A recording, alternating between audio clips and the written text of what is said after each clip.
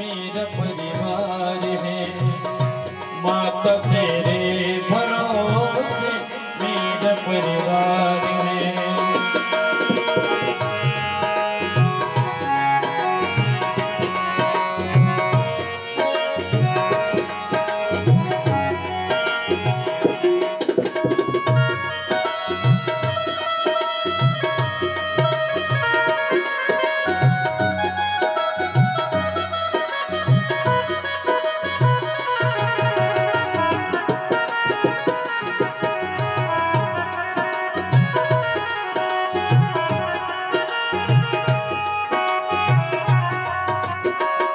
हो लगन अच्छा माझी नाम फिर पार होगी। हो लगन अच्छा माझी नाम फिर पार होगी। किसी को बीच भंवर में फिर न दरकार होगी। किसी को बीच भंवर में फिर न दरकार होगी। अब तो तेरी हवाले हो, अब तो तेरे हवाले मेरा घर बार है। मैया तेरे भरोसे मेरा परिवार है। माता तेरे भरोसे मेरा परिवार है। तू ही मेरी नाम कमाजी, तू ही मेरी नाम कमाजी, तू ही पतवार है। मैया तेरे भरोसे मेरा परिवार है।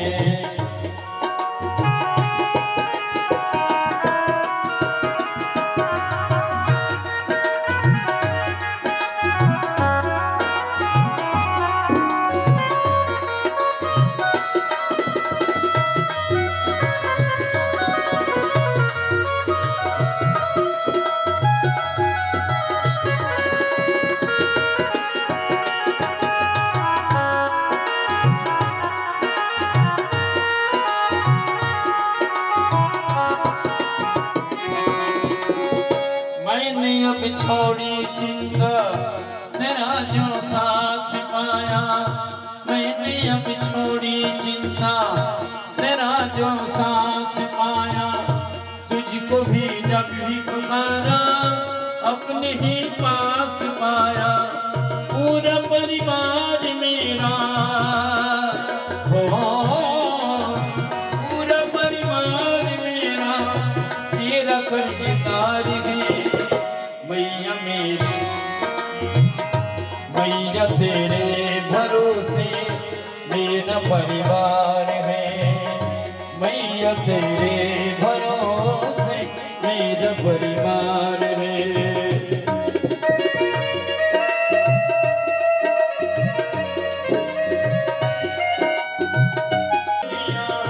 कहता है सारा जगत, कहता है ये जगत मेरा उपकार है। मैया तेरे भरोसे मेरा परिवार है। मैया तेरे भरोसे मेरा परिवार है। तू ही मेरी मान कमाजी, तू ही मेरी नाम कमाजी, तू ही पतवार है। मैया तेरे भरोसे मेरा परिवार है। मैया तेरे भरोसे मेरा परिवार है। मेरा परिवार है, मेरा परिवार है। वो सच्चे दरबार की सच्चे में आज अपनी प्यारी मैया से दिल की बात बता जा। अपनी प्यारी मैया से दिल की बात बता। उसे जब जब जिसने पुकारा ओला कर दिया सहारा। उसे जब जब जिसने पुकारा ओला कर दिया सहारा। उसे जब जब जिसने पुकारा ओला कर दिया सहारा। मैया तो करती रखवाली रे जन जन की जो प्रतिपाली है। मैया तो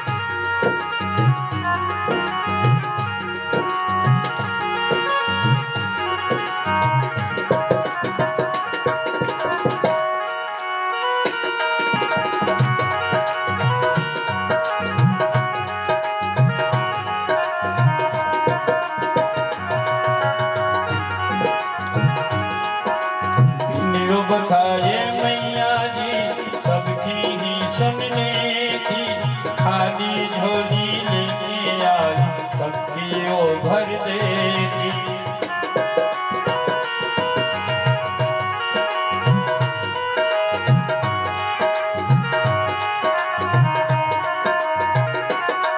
तेरी कौन सी है मजबूरी, मैया से क्यों है दूरी। तेरी कौन सी है मजबूरी, मैया से क्यों है दूरी।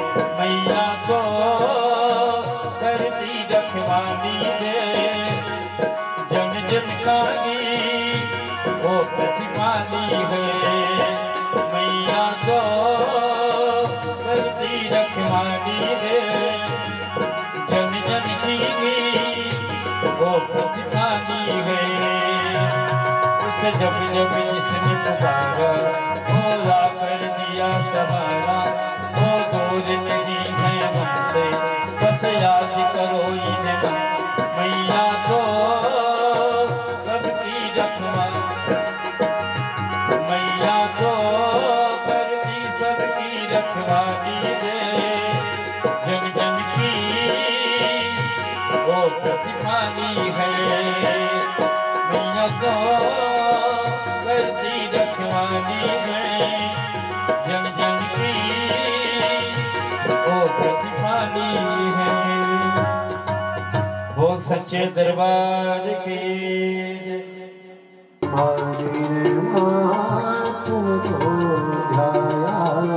ब्रह्मा जी ने माँ तुमको ध्याया, शंकर जी ने तुमको मनाया।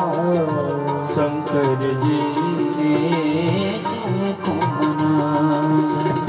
विष्णु जी ध्यान लगाया, विष्णु ने ध्यान लगाया। मेरे कंठ बजो महाराज, मेरे कंठ बसो महाराज। गाँव में तेरी वाणी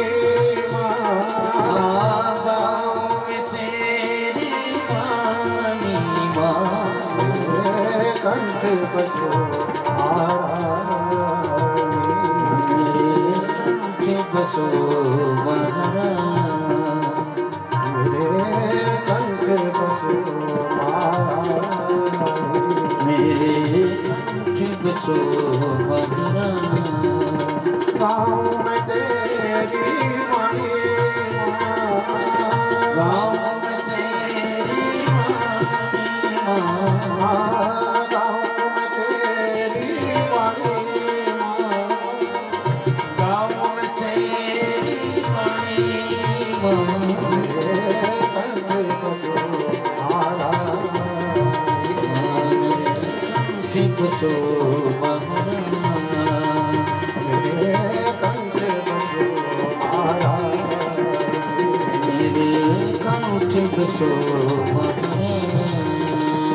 बोलिए जगदम्बे मैया श्रीमद् देवी भागवत महापुराण की पूज्य पांच गुरुदेव महाराज की जय।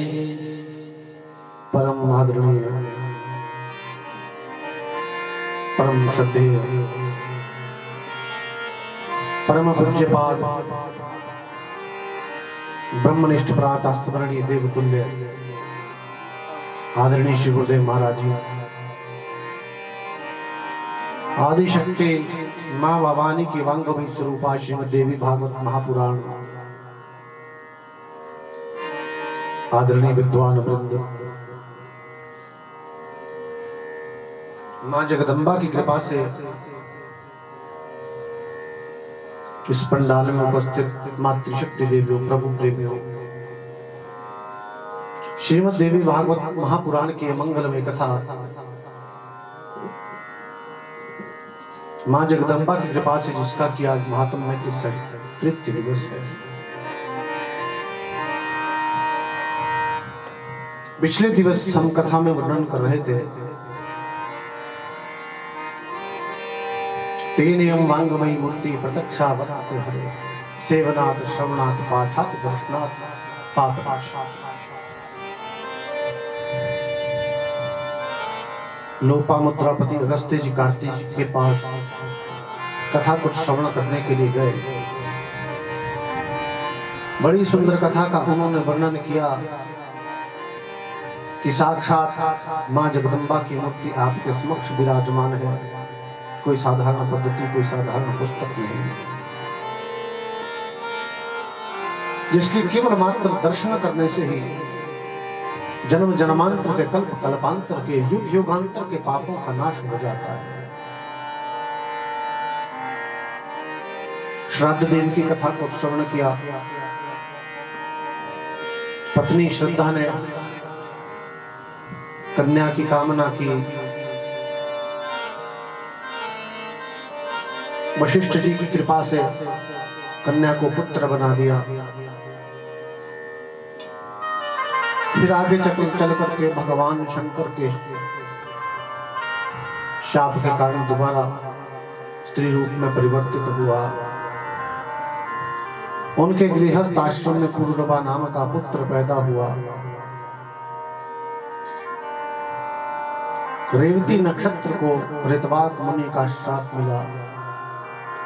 उनके तेज से एक लक्ष्मी के समान कन्या उत्पन्न हुई।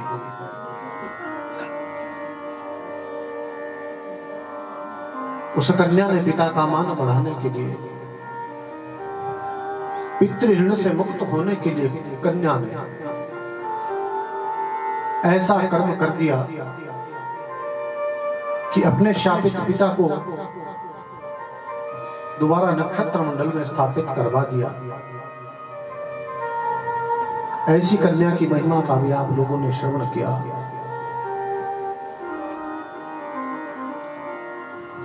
महर्षि वेद व्यास जी को पुत्र की कामना हेतु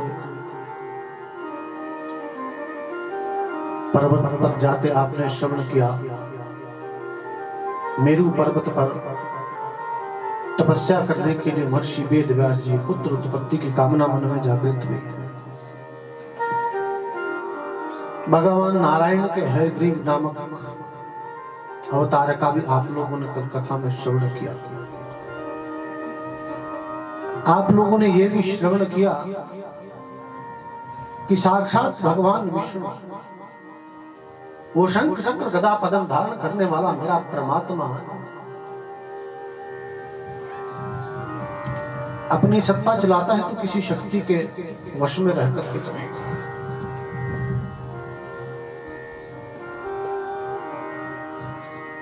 परमात्मा की जो शरण ग्रहण करते हैं, देवता लोग भी जिसकी शरण में रहते हैं, वो परमात्मा, वो वैकुंठवासी, वो नारायण स्वयं किसी शक्ति के अधीन रह करके अपनी सत्ता को चलाते हैं। ऐसी कथा आप लोगों ने कल श्रवण की।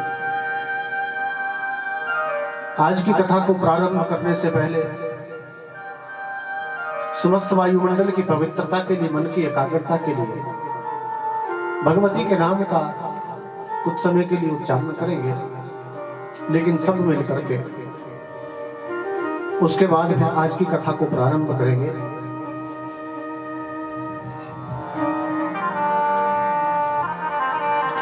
अम्बे भवानी मां कल्याणी, अम्बे भवानी मां कल्याणी, अम्बे भवानी मां कल्याणी, अम्बे भवानी मां कल्याणी। तुम ही दुर्गा, तुम ही लक्ष्मी, तुम ही दुर्गा, तुम ही लक्ष्मी, तुम ही दुर्गा, तुम ही लक्ष्मी, तुम ही दुर्गा, तुम ही लक्ष्मी, तुम ही हो माता दुर्गा। अम्बे भवानी नी, अम्बे भवानी मां कल्याणी। तुम ही जग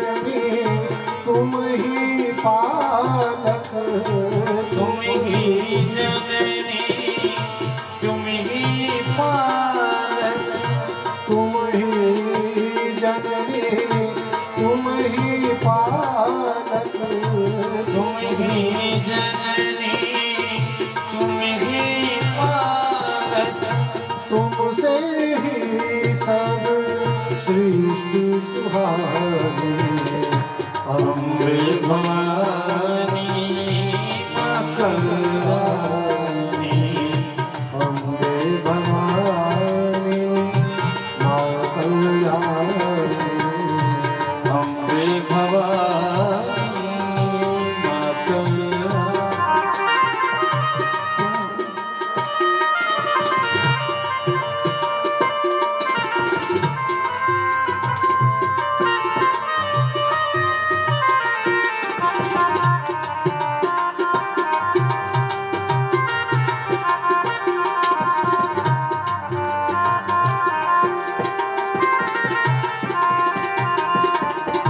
तुम ही सूर्य हो, तुम ही सरगम, तुम ही सूर्य हो, तुम ही सरगम, तुम ही सूर्य हो, तुम ही सरगम, तुम ही सूर्य हो, तुम ही सरगम, तुम ही हो मेरी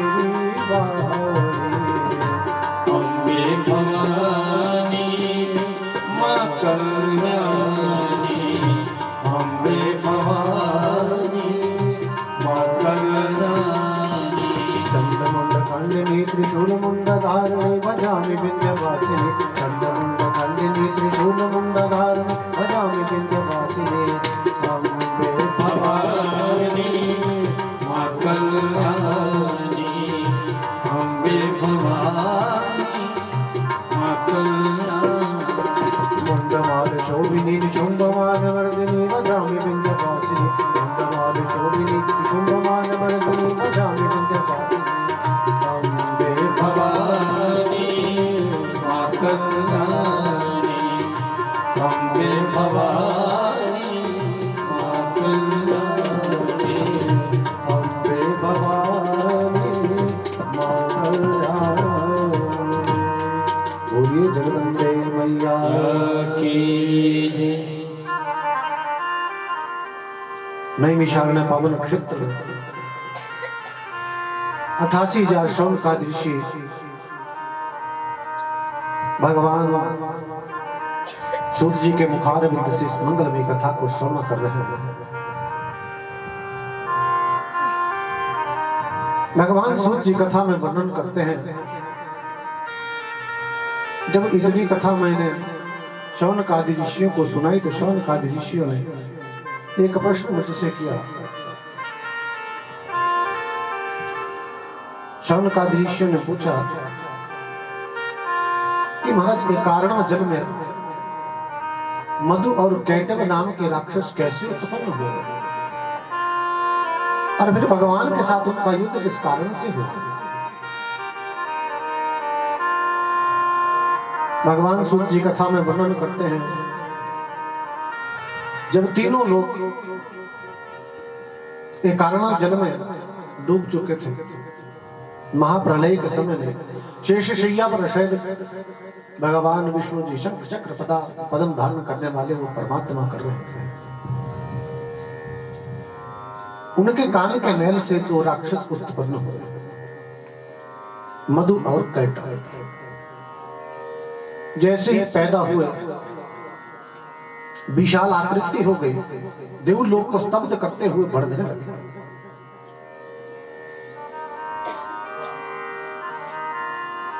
मधु ने कैटव से पूछा कि भैया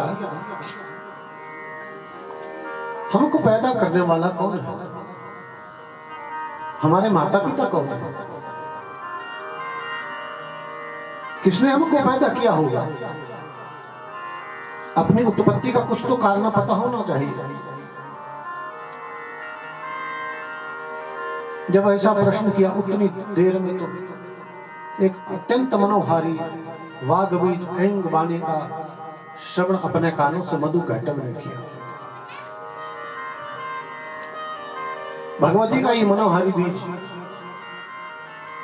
और श्रीमद् देवी भागवत महापुराण की सबसे बड़ी विशेषता यही है,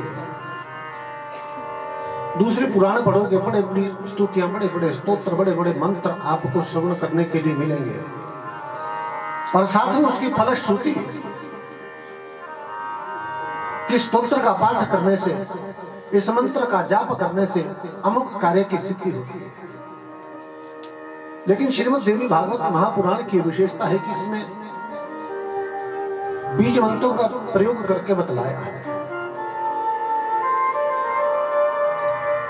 कोई लंबा चौड़ा स्तोत्र यदि आप पढ़ने लगो, पहले तो कंठस्थ होगा नहीं, होगा भी तो फिर त्रुटियां रहने का भय बनेगा, और भय बने प्रीति ना हो गोपाल।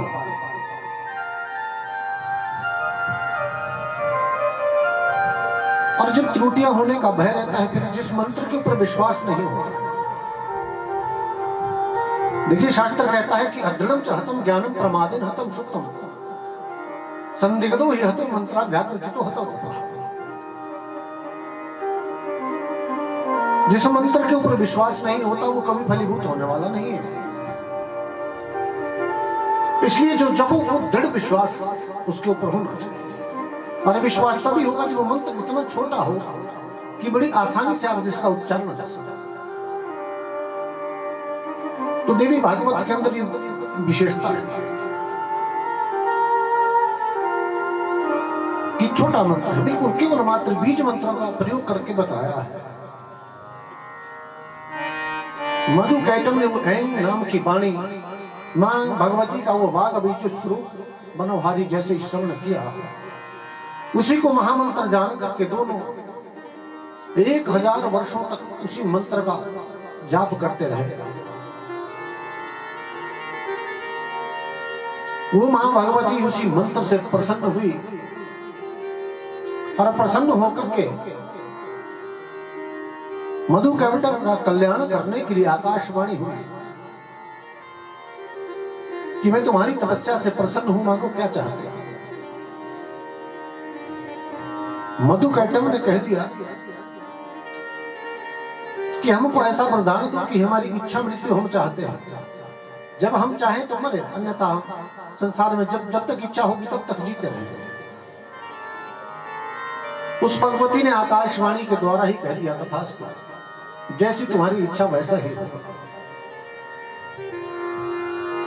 अब वरदान पाकर के अभिमानी हो गए। जब किसी को कोई पद प्राप्त हो जाता है तो अभिमान स्वाभाविक उसके अंदर आ जाता है, और वही उसके पतन का कारण भी एक दिन बनता है।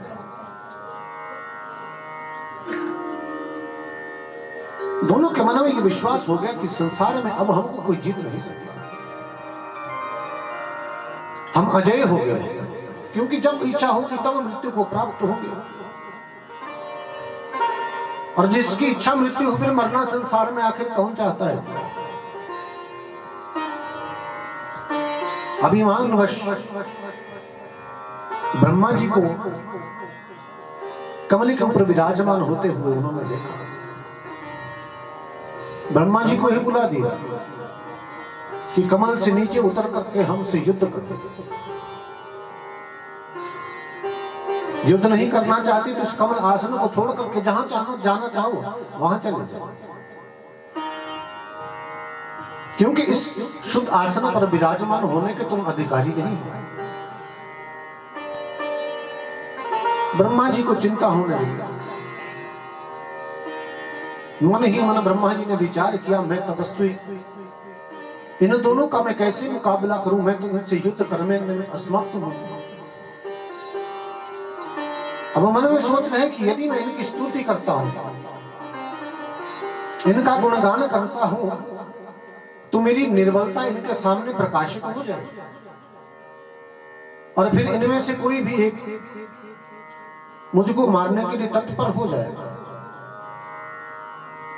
वो जानते हैं। मन ही मन विचार करने लगे कि अब क्या किया जाए, लड़ने की सामर्थ्य तो मुझ में है नहीं। सोचते रहे, भयभीत जब उन दोनों से हुए तो मन में विचार किया कि इस समय एक ही उपाय है कि भगवान विष्णु जी को जगाया जाए। वो शंख चक्र गदा पद्म धारण करने वाले ही परमात्मा मेरा उद्धार कर सकते हैं, अन्यथा मेरा उद्धार इस संसार में होने वाला नहीं। और बड़ी सुंदर स्तुति ब्रह्मा जी ने भगवान की उत्क्षेपणं गर्भगतस्य पादयो किं कल्पते मातुर्दोक्षजागसे किमस्ति नास्ति व्यपदेशि भूषितं तवास्ति कुक्षे कियदप्यनन्ता तवास्ति कुक्षे कियदप्यनन्ता। स्तुति के द्वारा परमात्मा को जगाने का प्रयत्न करते हैं। उत्क्षेपणं गर्भगतस्य पादयो। भागवत जी में बड़ी सुंदर स्तुति ब्रह्मा जी द्वारा विष्णु की गई है।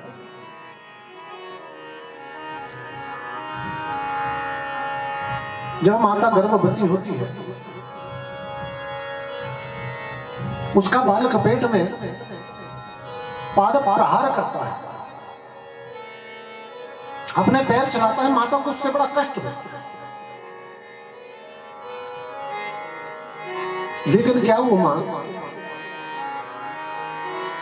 जिसका बालक उसको पेट में अपने पैर चला करके पाद प्रहार करके उसको कष्ट प्रदान कर रहा है, कष्ट दे रहा है, जब वो पैदा हो जाता है तो क्या कोई भी माता अपने उस बालक से उस पाद प्रहार का कभी बदला लेती है क्या? कदापि नहीं। तो ब्रह्मा जी कह रहे हैं कि महाराज ये समस्त ब्रह्मांड आपका ही तो उदर स्वरूप है।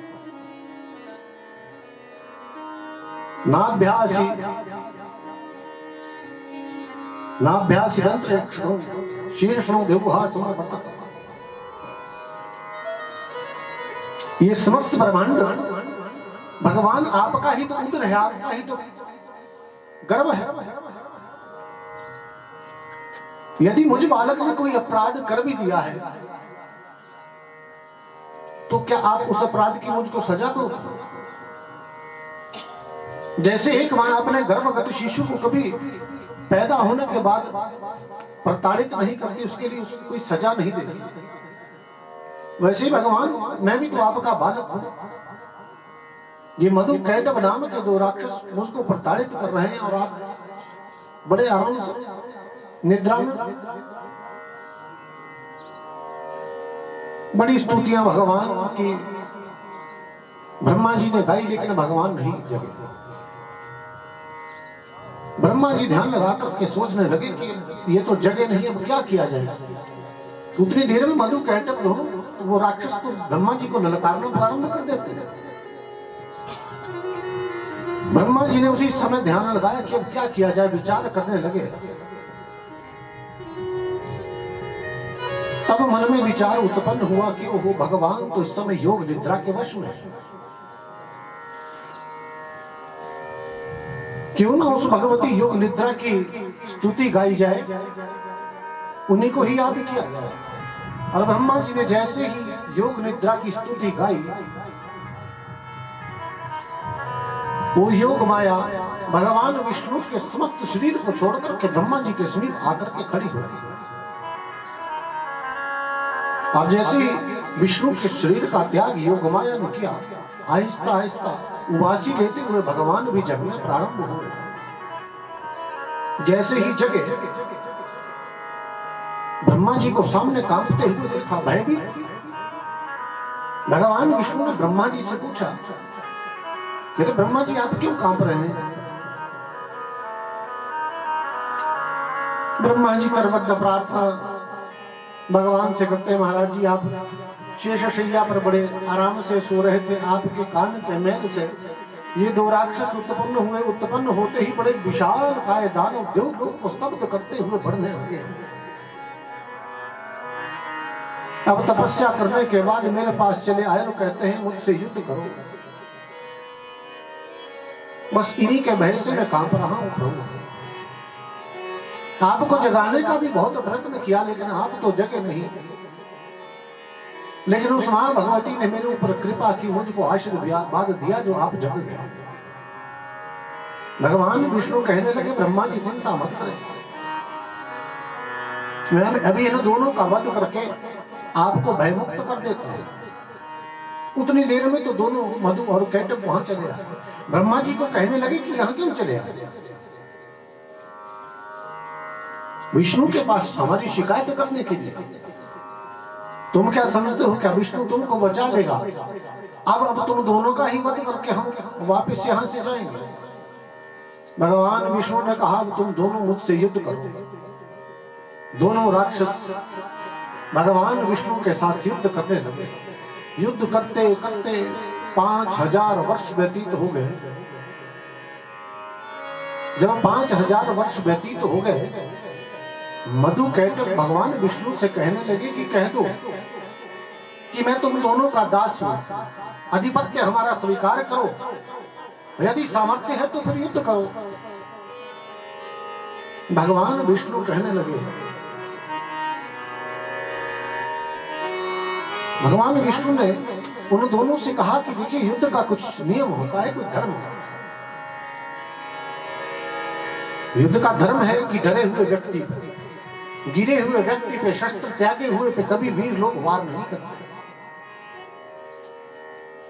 कोई थका हुआ हो, गिरा हुआ जमीन पर पड़ा हो, या शस्त्र ही किसी ने त्याग दिया हो, तो जो योद्धा होता है, जो परम योद्धा है, वो कभी उस व्यक्ति के ऊपर वार नहीं करता।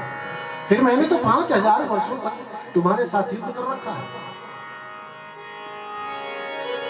अब तुम दो बारी बारी मुझसे लड़ने के लिए आते हो। जब मधु भगवान विष्णु के साथ युद्ध करे तो कैटभ विश्राम करे। जब मधु थोड़ा थकने लग जाए तो फिर कैटभ उठता है, मधु विश्राम करता है और भगवान के साथ युद्ध करना प्रारंभ करता है। लेकिन भगवान विष्णु अकेले ही उन दोनों के साथ 5000 वर्ष व्यतीत हो गए, मुकाबला करते करते, लेकिन किसी की हार होती नहीं। तभी चिढ़ाकर के दोनों कहने लगे कि हमारा आधिपत्य स्वीकार कर लो या फिर युद्ध करो। भगवान ने कहा कोई बात नहीं, चिंता मत करो, तुम वीर हो, ये मैं जानता हूं, तभी तो तुमको 5000 वर्षों तक मैं जीत नहीं पाया, लेकिन मुझको कुछ विश्राम करने का मौका तो दो, उसके बाद मैं दोबारा तुम्हारा साथ युद्ध करूं। मधु कैटभ ने भगवान विष्णु को विश्राम करने का जो अवसर प्रदान किया, कुछ दूरी पे जाकर के खुद भी विश्राम करने लगे। अब भगवान विश्राम तो करते नहीं है, लेकिन उनकी मृत्यु का उपाय सोचना उन्होंने प्रारंभ कर दिया कि अब इनको मारूं कैसे। ध्यान लगाकर के भगवान विष्णु ने जब देखा, मन में बड़ी चिंता उत्पन्न हुई कि इनको तो मां भगवती का इच्छा मृत्यु का वरदान है, और जिसकी इच्छा मृत्यु हो तो फिर संसार में मरना कौन चाहता है। दीनहीन रुग्ण समाज से तिरस्कृत व्यक्ति भी कभी मरना नहीं चाहता है।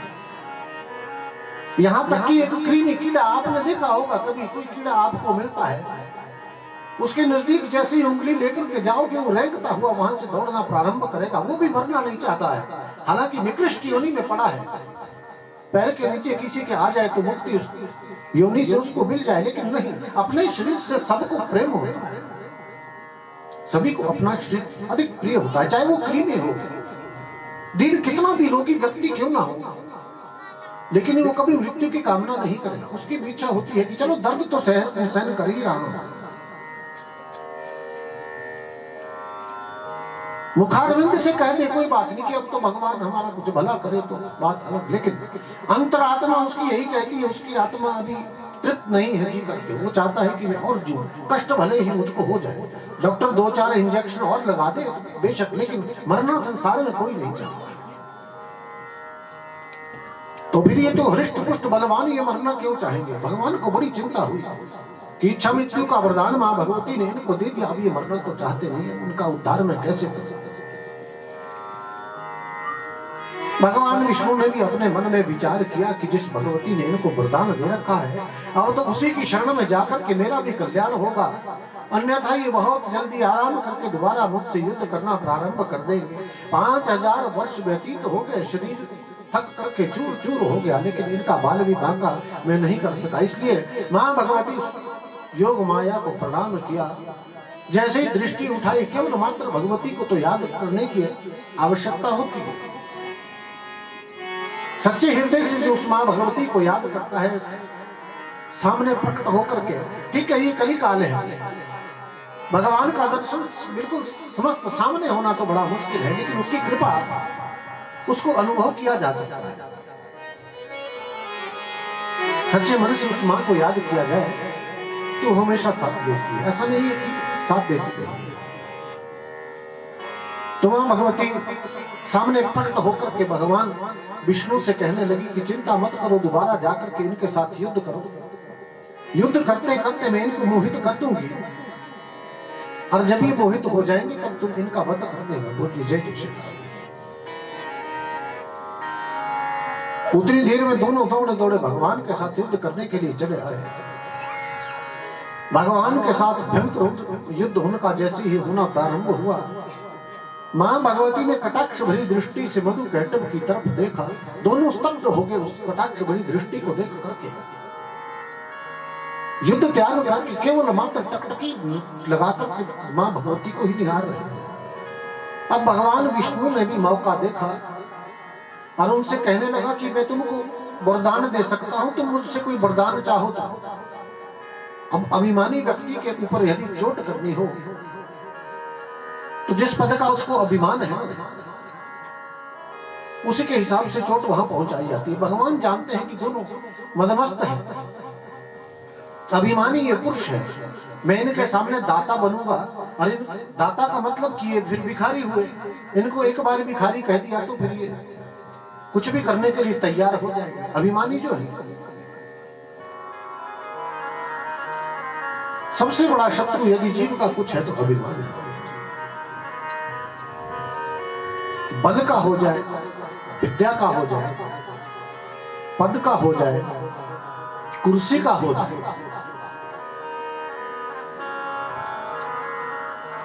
जब उच्च आसन पर विराजमान होकर के कोई उच्च आसन का दुरुपयोग करना प्रारंभ कर दे, समझ लीजिए कि दुरुपयोग करने का मतलब उसको अभिमान आ चुका है।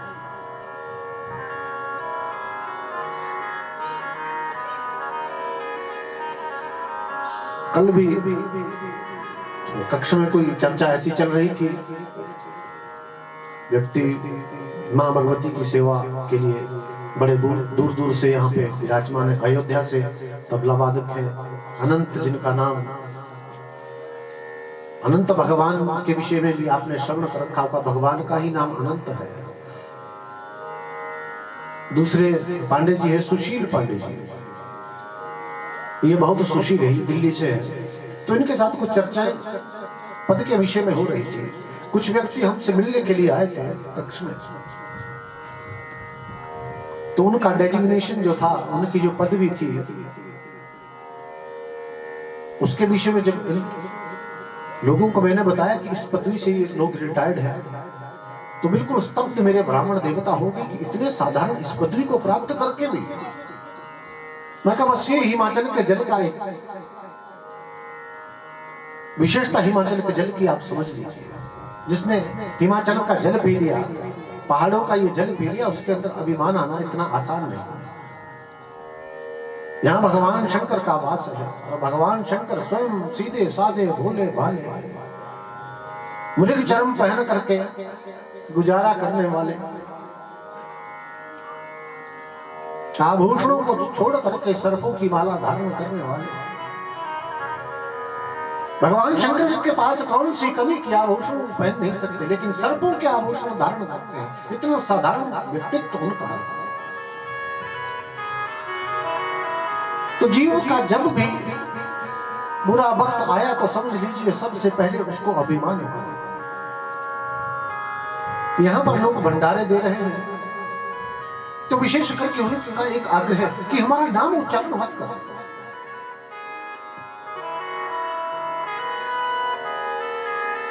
होता ना, कुछ लोग कहकर के भी कर देते हैं, थोड़ा नाम वाम हो जाए, लोगों को पता चले इतना बड़ा दानी। दान दान समझ लीजिए, दान का भी अभिमान होगा। लेकिन व्यक्ति स्वयं कक्ष में आकर के कहते हैं कि नाम उच्चारण मत करना महाराज। मैं कहा जी क्या बात, आप तो अच्छा कार्य कर रहे हैं। बोले नहीं, हम तो दान भी करते हैं तो सिर नीचे झुका करके, आंखें नीचे झुका करके। मैं कहा ऐसा क्या हो गया? बोले जी हमारे पास अपना है क्या जिसका हम दान कर रहे हैं? हम तो उसका दिया हुआ बांटने यहाँ पर आए हैं। यदि वो परमात्मा हमको कुछ देता ही ना तो फिर हम दान किस चीज का करते हैं?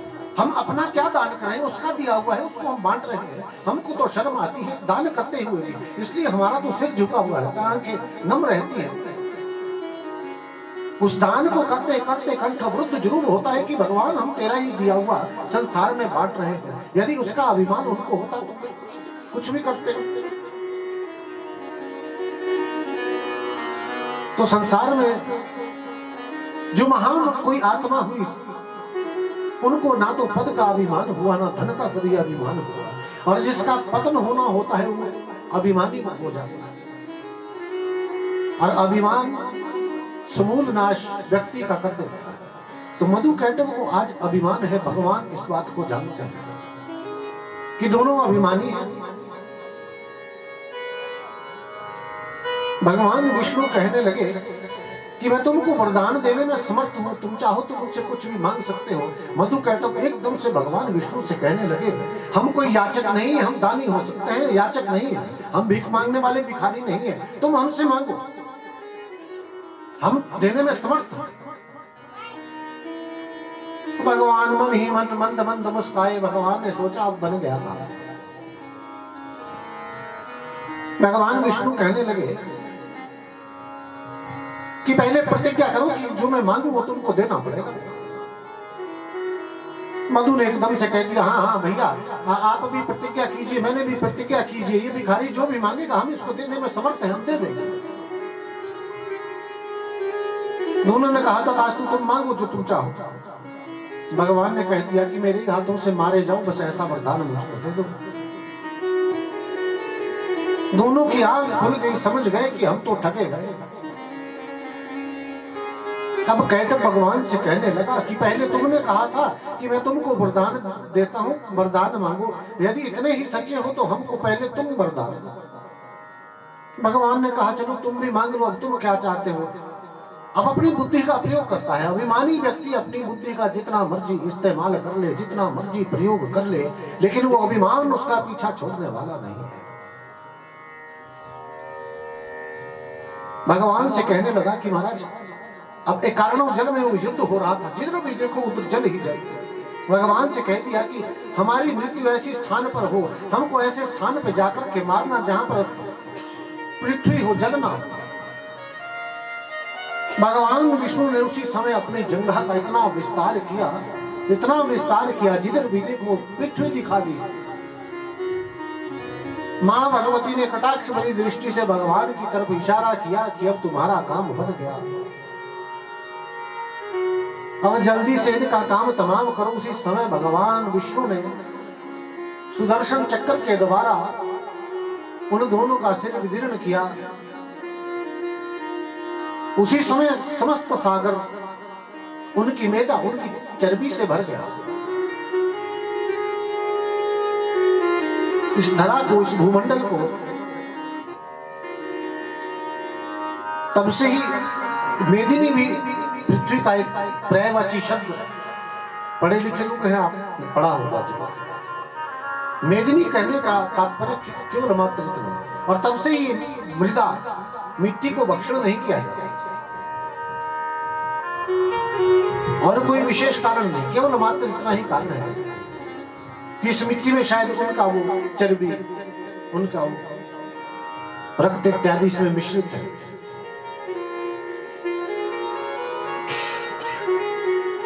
कथा का कहने का केवल मात्र भगवान सूत जी का इतना तात्पर्य कि भगवान विष्णु उस शक्ति के अधीन है। सबसे बड़ी सत्ता आज दिन तक जिसको आप मानते आए कि भगवान विष्णु सृष्टि का पालन पोषण करते हैं, ब्रह्मा जी सृष्टि की रचना करते हैं और भगवान शंकर सृष्टि का संहार करते हैं।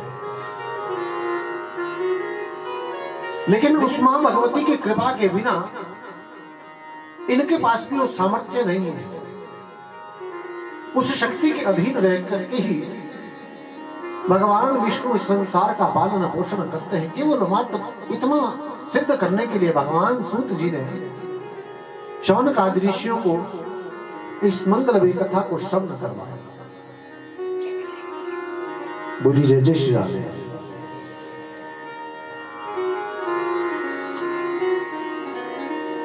भगवान शौनक जी ने प्रश्न सूत जी से किया कि महर्षि वेद व्यास जी ने तपस्या के द्वारा भगवान सुखदेव जी को पुत्र रूप में कैसे प्राप्त किया।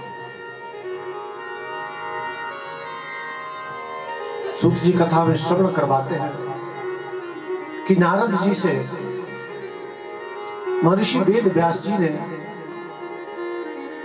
वही वाग बीज स्वरूप मंत्र ग्रहण किया। उसकी दीक्षा महर्षि वेद व्यास जी ने स्वयं नारद जी से ली और भगवान शंकर और माता पार्वती का ध्यान करते हुए उस वाग बीज को जपते जपते तपस्या करना प्रारंभ कर दिया।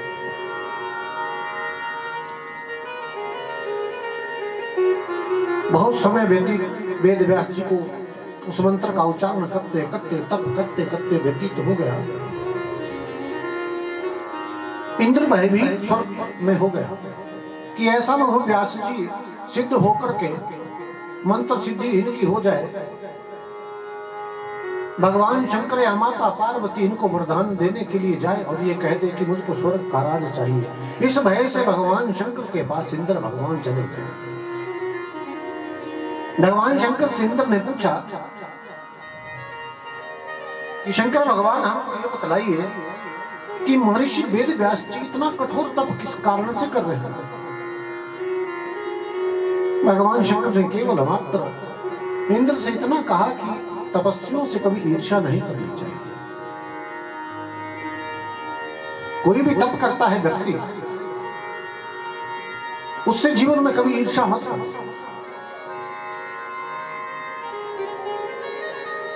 एक बार संत महात्मा तीर्थ यात्रा के लिए कहीं निकले।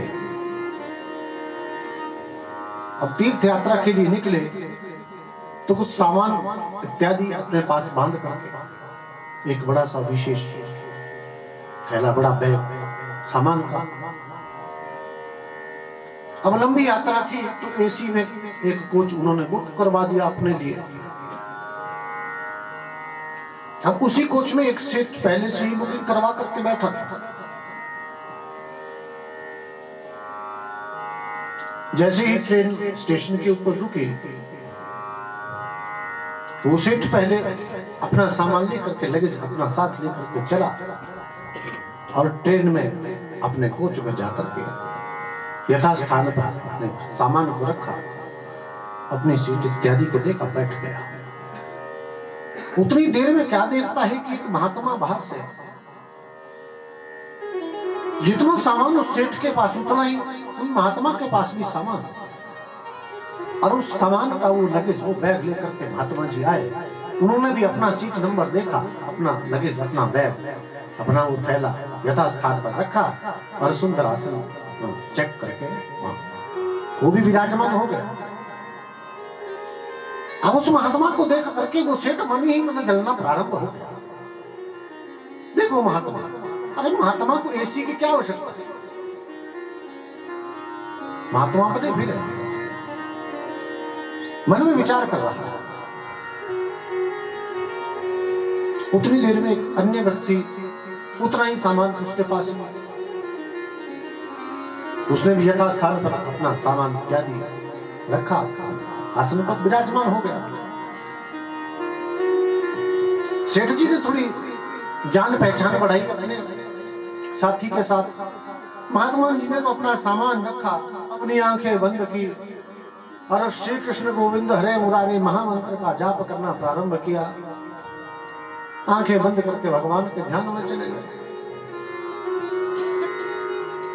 अब दोनों ने, सेठ ने दूसरे के साथ मित्रता करके महात्मा जी को प्रवचन सुनाना प्रारंभ किया कि देखो महात्मा, आजकल कैसा जमाना आ गया। दूसरे को कहता है सुना, महात्मा जी को रहा। देखो जी कैसा समय आ गया, संसार में संत बने फिरते हैं। पहले तो संत को एसी की कोई आवश्यकता नहीं, फिर जितना सामान है मेरे पास उतना ही संत के पास, संत को इतने सामान की क्या आवश्यकता। देखो ना जी, फिर फर्क क्या रह गया, फिर तो केवल मात्र वस्त्र का ही फर्क है। बस ये भगवा धारण किए हैं, मैंने थोड़ा पैंट शर्ट डाल रखा है, बस इतना ही फर्क है, बाकी उतना ही सामान मेरे पास, उतना ही सामान इसके पास, उतना ही आपके पास। आप ही कहिए, अब आप बताइए कि क्या महात्मा में और मुझ में कोई फर्क है? दूसरा भी बेचारा हाँ में हाँ मिलाता है, इच्छा नहीं हो रही कुछ कहने की, लेकिन क्या करें, दूसरे वाले ने कह दिया सफर भी लंबा है, अब लड़ना भिड़ना वहां प्रारंभ करें तो फिर सफर में मुश्किल हो जाएगी, इसलिए हाँ जी करके काम चला रहा है बेचारा। अब जब प्रवचन भारी हो गया, महात्मा जी ने धीरे से आंख खोली। महात्मा जी श्रवण तो कर रहे थे सब कुछ, अब बहरे तो थे नहीं, सुन तो रहे थे, सब कुछ श्रवण किया। धीरे से अपनी जैसे ही आंख खोली, एकदम जिसको कहते हैं ना बॉर्डर पर अटैक करना, एकदम से प्रहार महात्मा जी के ऊपर अपनी वाणी से कर दिया। हाँ महात्मा जी खुल गई। हाँ, महात्मा जी बड़े प्रसन्न चित्त, बड़े शांत स्वभाव, महात्मा कहने लगे आपने प्रवचन ही इतना सुंदर किया कि आंख खुल गई। अब सेठ बड़े अभिमान से कहता है प्रवचन तो होता ही आंख खोलने के लिए है महाराज। यदि प्रवचन श्रवण करने के बाद, इतना लंबा चौड़ा लेक्चर सुनने के बाद भी आंख ना खुले तो फिर प्रवचन करना तो व्यर्थ है। अब महात्मा जी बड़े शांत स्वभाव के, जी महाराज करबद्ध प्रार्थना, सेठ के पास उल्टी करते हैं। हाँ महाराज आपने बिल्कुल सत्य वचन कहे, आपके प्रवचन तो होता ही आंख खोलने के लिए है, आपने तो मेरी आंख ही खोल दी। बिल्कुल सत्य भाषण आपने किया, जितना सामान आपके पास उतना मेरे पास, मुझ में और आप में कोई भेद नहीं, कोई फर्क नहीं, केवल मात्र वस्त्रों का ही फर्क। अब ट्रेन चली चली आगे, दूसरा कोई स्टेशन आया, अब मित्रता हो गई, सफर में आसानी से निकलना प्रारंभ हो गया। महात्मा जी ने भी सोच लिया कि इसके साथ मित्रता करके ही लाभ है, लड़ूंगा भिड़ूंगा झगड़ूंगा तो फिर सफर करना मुश्किल हो जाएगा। एक तो पहले ही सेठ बहुत प्रवचन करने वाला है, किसी ने बात उससे की नहीं, लेकिन अपने आप से ही प्रवचन करना इसने प्रारंभ कर दिया, कोई जान नहीं पहचान नहीं, और यदि लड़ूंगा भिड़ूंगा तो फिर तो आफत हो जाएगी, इसलिए मित्रता का व्यवहार इसके साथ ठीक रहेगा, सफर अच्छी से कटेगा। दूसरा स्टेशन आया, अब मित्रता हो गई, महात्मा जी ने कहा कि चलो थोड़ा जलपान कर लेते हैं, स्टेशन आया है, पता नहीं अब इसके बाद कब ट्रेन रुकेगी। सेठ जी ने कहा बिल्कुल सही बात, अब तो जलपान करने का समय आ ही गया, अब तो जलपान हमको कर ही लेना चाहिए। दोनों सेठ उतरे, महात्मा जी भी साथ थे। अब जलपान के लिए बड़े आराम से स्टेशन के ऊपर जब बैठे, जलपान करना प्रारंभ किया, उतनी देर में सीटी बजनी प्रारंभ हुई, अब गाड़ी छूटने लगी। सेठ जी महात्मा जी से कहते हैं अरे छोड़िए चाय भाई, बस चलिए गाड़ी छूट जाएगी। महात्मा जी ट्रेन, बोले स्टेशन है यहाँ, क्या फर्क पड़ता है, ट्रेन आती है जाती है, क्या फर्क पड़ा, ये तो स्टेशन है क्या, यहाँ तो ट्रेन आती भी रहेगी जाती भी रहेगी, आप चिंता मत। आप मेरी बात सुने जो मैं आपसे कह रहा हूँ, ट्रेन के विषय में आप बात छोड़ दी। बोले महाराज वो इतना सामान हमारा उसमें, बोले कोई बात नहीं, जितना तुम्हारा उतना मेरा भी, छूटती है तो छूटने दो, आप ही तो कह रहे थे कि मुझ में और आप में कोई फर्क नहीं, छूटती है तो छूटने दो, जितना सामान आपका, मैं तो उस सामान की चिंता कर नहीं रहा हूं, और आप पता नहीं क्यों इतने उतावले होते जा रहे हैं उस सामान के लिए। सेठ ने साष्टांग प्रणाम महात्मा जी के चरणों में कर दिया कि महाराज मैं समझ गया कि सच्चा संत वही होता है जो सामान को गठड़ी बांध करके तो रखता है, लेकिन जब गठड़ी को छोड़ना पड़े तो एक क्षण का भी वो इंतजार नहीं करता, एक क्षण में, एक पल में ही उस सामान को छोड़ देता है। और गृहस्थी की यही विशेषता है कि वो एक माचिस की डिबिया तक छोड़ने के लिए इस संसार में आकर के तैयार नहीं, और संत वो जो अपना सर्वस्व त्याग दे, वो भगवान के, वो संत, वो भगवान के भजन करने वाले, उनको तो केवल मात्र आत्मा में रमण करना है। ये तो कहने का केवल मात्र मेरा इतना मतलब कि संत से, किसी तपस्वी से जीवन में कभी ईर्ष्या मत करो। भगवान शंकर ने ज्ञान दिया है इंद्र को कि तपस्वी से कभी ईर्ष्या मत करना। आपको भी मैं बतला दूं कि उस बेचारे सेठ की तो जान बच गई, केवल मात्र एक बैग छोड़ करके उसकी तो ट्रेन छूटी, लेकिन ऐसा ना हो कि आपकी ट्रेन भवसागर पार जाते जाते कहीं बीच में ही रुक जाए। उसकी ट्रेन तो किसी अन्यत्र स्थान, किसी दूसरे स्टेशन की तरफ छूटी, कोई बात नहीं, दूसरी मिल जाती है। लेकिन सच्चा संत कहीं जीवन में आपको मिल जाए और आपने उसका अपमान कर दिया, कोई ऐसा शाप आपको दे दे कि भवसागर जाने वाली ट्रेन ही आपसे छूट जाए, तो फिर मुश्किल हो जाएगी। इसलिए संत से कभी ईर्ष्या मत करना। केवल मात्र इनके तो चोले को प्रणाम किया जाता है। खैर अवस्था के अनुसार भी होता है। हमारा भी एक समय ऐसा रहा कि मैं भी इनको देखता था, हर तीसरे दिन कोई ना कोई अलग दरवाजे के ऊपर चले हुए। अब हम गांव के लोग बड़ी मेहनती होते हैं, मेहनत करके हमको धन कमाना पड़ता है। खेत में कितना काम करके अन्न धन पैदा किया जाता है, ये आप सब जानते हैं। इसमें आपको समझाने का तो कुछ मतलब ही नहीं बनता है, सब जानते हैं। तो मुझे स्वयं कई बार इतना क्रोध आता था, इतना हट्टा कट्टा मांगने के लिए चला आता है। अब कईयों में तो बिल्कुल पक्के अड्डे बनाए हुए होते हैं ना, कि इस घर में इतना मिलेगा, इस घर में फलां व्यक्ति अमुक दिवस में छुट्टी में मिलेगा, बाकी तो वो नौकरी पे होगा, उसी दिन पहुंचेंगे। तो मैं भी ईर्ष्या तो नहीं कह सकता, लेकिन हाँ एक चिढ़ मन में जरूर होती थी कि इतने कमाने के लिए सब कुछ अपने माँ बाप को छोड़ करके चले आए और अब दरवाजे दरवाजे के ऊपर मांगते फिरते हैं, क्या इनका जीवन। लेकिन उस परमात्मा की कुछ ऐसी कृपा रही,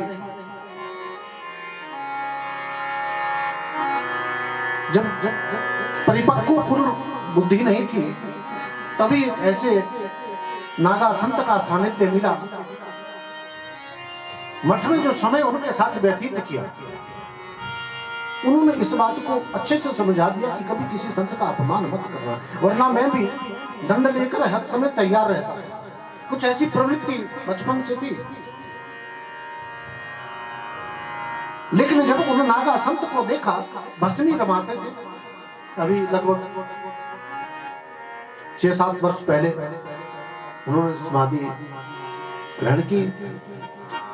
तो फिर जब उनको देखता था, इतना वैभव, इतने लोग मठ में उनके पास आते थे, लेकिन केवल मात्र कौपीन धारण करते थे, वो भी इसलिए कि वहां मठ में अब कई किस्म के लोग, स्त्रियां, बहुत कोई कन्या आती थी, तो इस चक्कर में, बाकी वो नागा साधु थे, निर्वस्त्र रहते थे।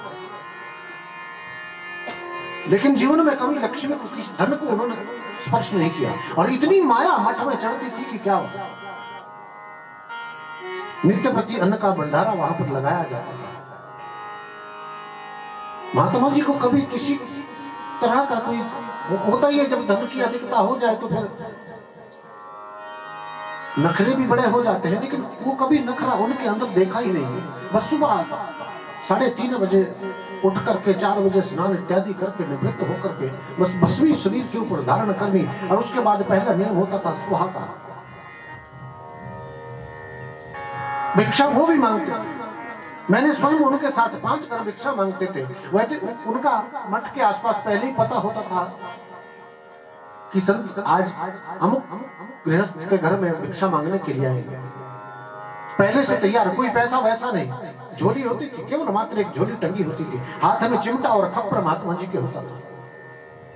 और केवल मात्र 2 बार अलग दरवाजे के ऊपर जगाते थे। कोई उतनी समय में बाहर निकल गया, क्षण भर के लिए दरवाजे पे जाते थे। 2 बार केवल मात्र अलग जगाई, मिला कुछ तो ठीक है, अन्यथा इशारा, चलो अगले घर की तरफ। केवल मात्र सन्यासी का एक नियम होता है, उस नियम उन्होंने तब तक पूर्ण किया जब तक उनके अंदर प्राण रहे। अस्वस्थ होकर के कभी नहीं वो मैंने मठ में उनको देखा। 5 घर नित्य प्रति उन्होंने भिक्षा मांगनी, और भिक्षा में जो अन्न आएगा उसका भी वो भंडारा लगाते थे। तो उन्हीं से कुछ ऐसा ज्ञान मिला कि कभी किसी के संत के साथ ऐसी छेड़खानी मत करना, वरना मैं स्वयं आपको बताऊं कि मैं तत्पर रहता था कि मुझे कोई दिखे, इसको मैं ज्ञान दूं।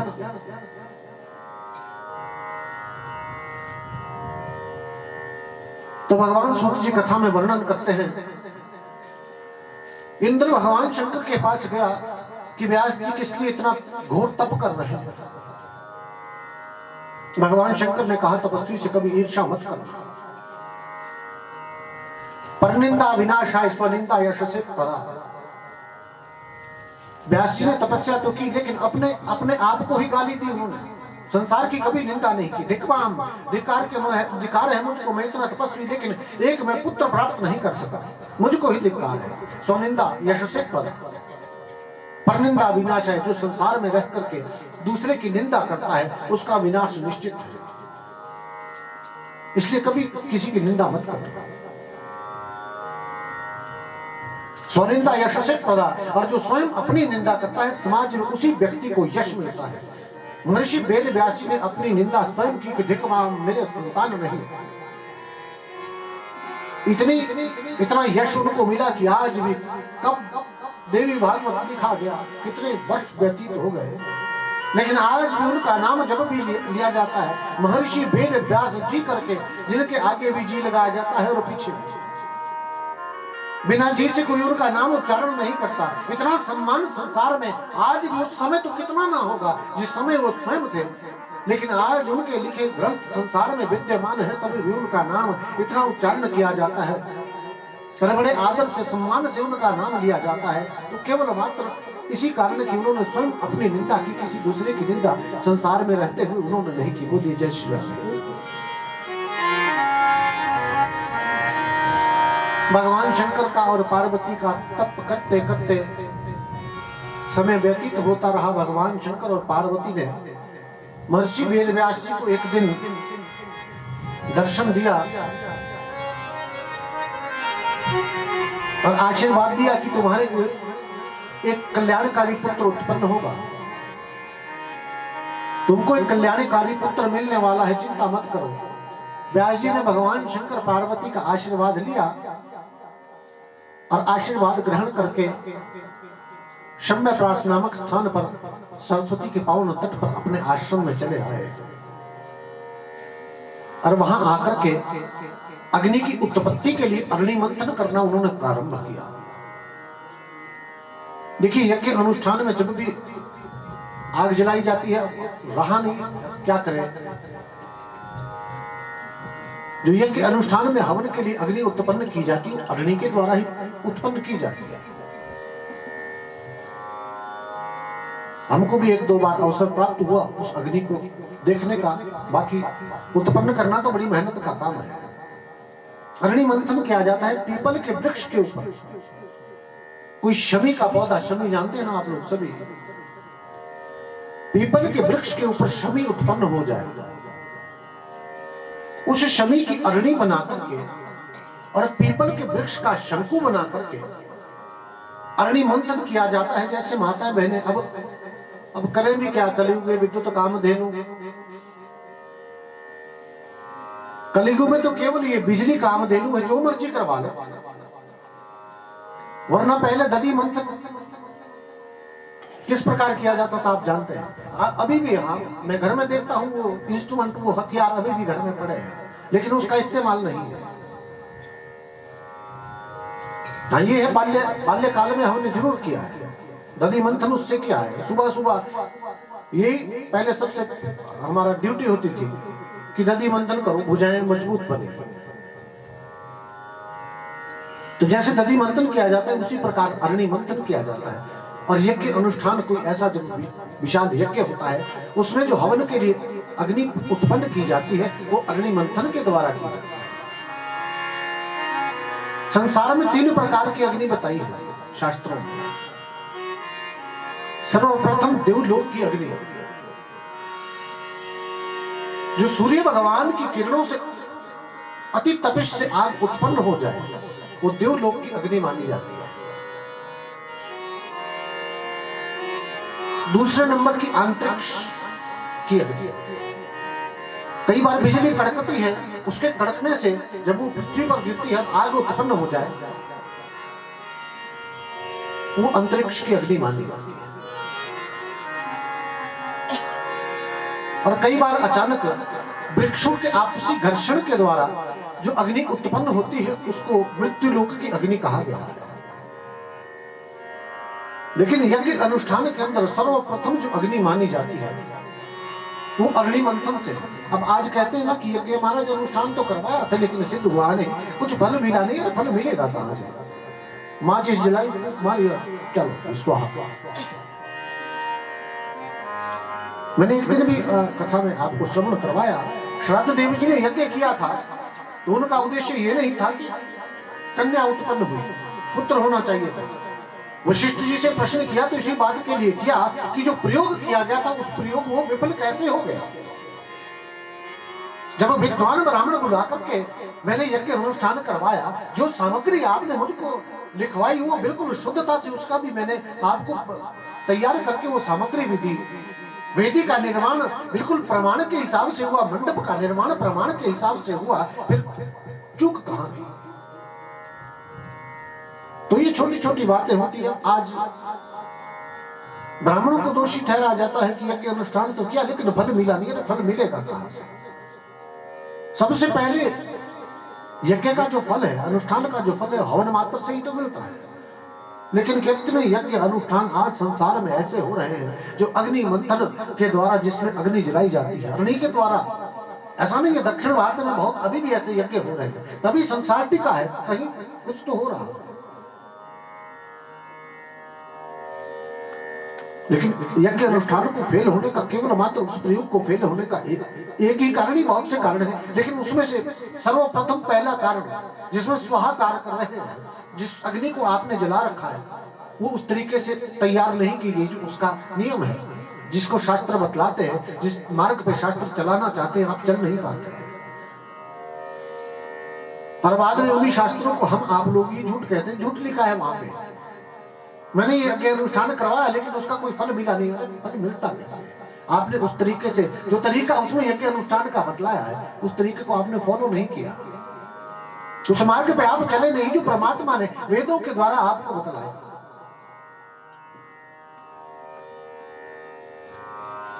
दूसरी अग्नि की उत्पत्ति जो यज्ञ अनुष्ठान में दूसरे नंबर की, पहले नंबर की अग्नि के द्वारा, और दूसरे नंबर की वो एक लेंस के द्वारा सूर्य की किरणों को एक जगह एकत्रित किया जाए और कपास के अंदर उस अग्नि को उत्पन्न किया जाए। यज्ञ अनुष्ठान में उसका भी प्रयोग होता है, वो दूसरे नंबर की अग्नि। और तीसरे नंबर की वो जो हम आप आजकल कर ही रहे हैं, कर्पूर रखा, माचिस जलाई और स्वाहा शुरू बोली जय जय। तो महर्षि वेद व्यास जी अग्नि मंथन, अग्नि की उत्पत्ति के लिए करना उन्होंने प्रारंभ किया। जब अग्नि उत्पन्न करते करते उसमें अग्नि से अग्नि उत्पन्न होने लगी तो उस अग्नि को देख करके फिर संतान उत्पत्ति का ध्यान मन में आया कि जैसे ये तेजस्वी अग्नि इस अग्नि में से उत्पन्न हो रही है, ऐसा तेजस्वी बालक मुझको कैसे प्राप्त हो।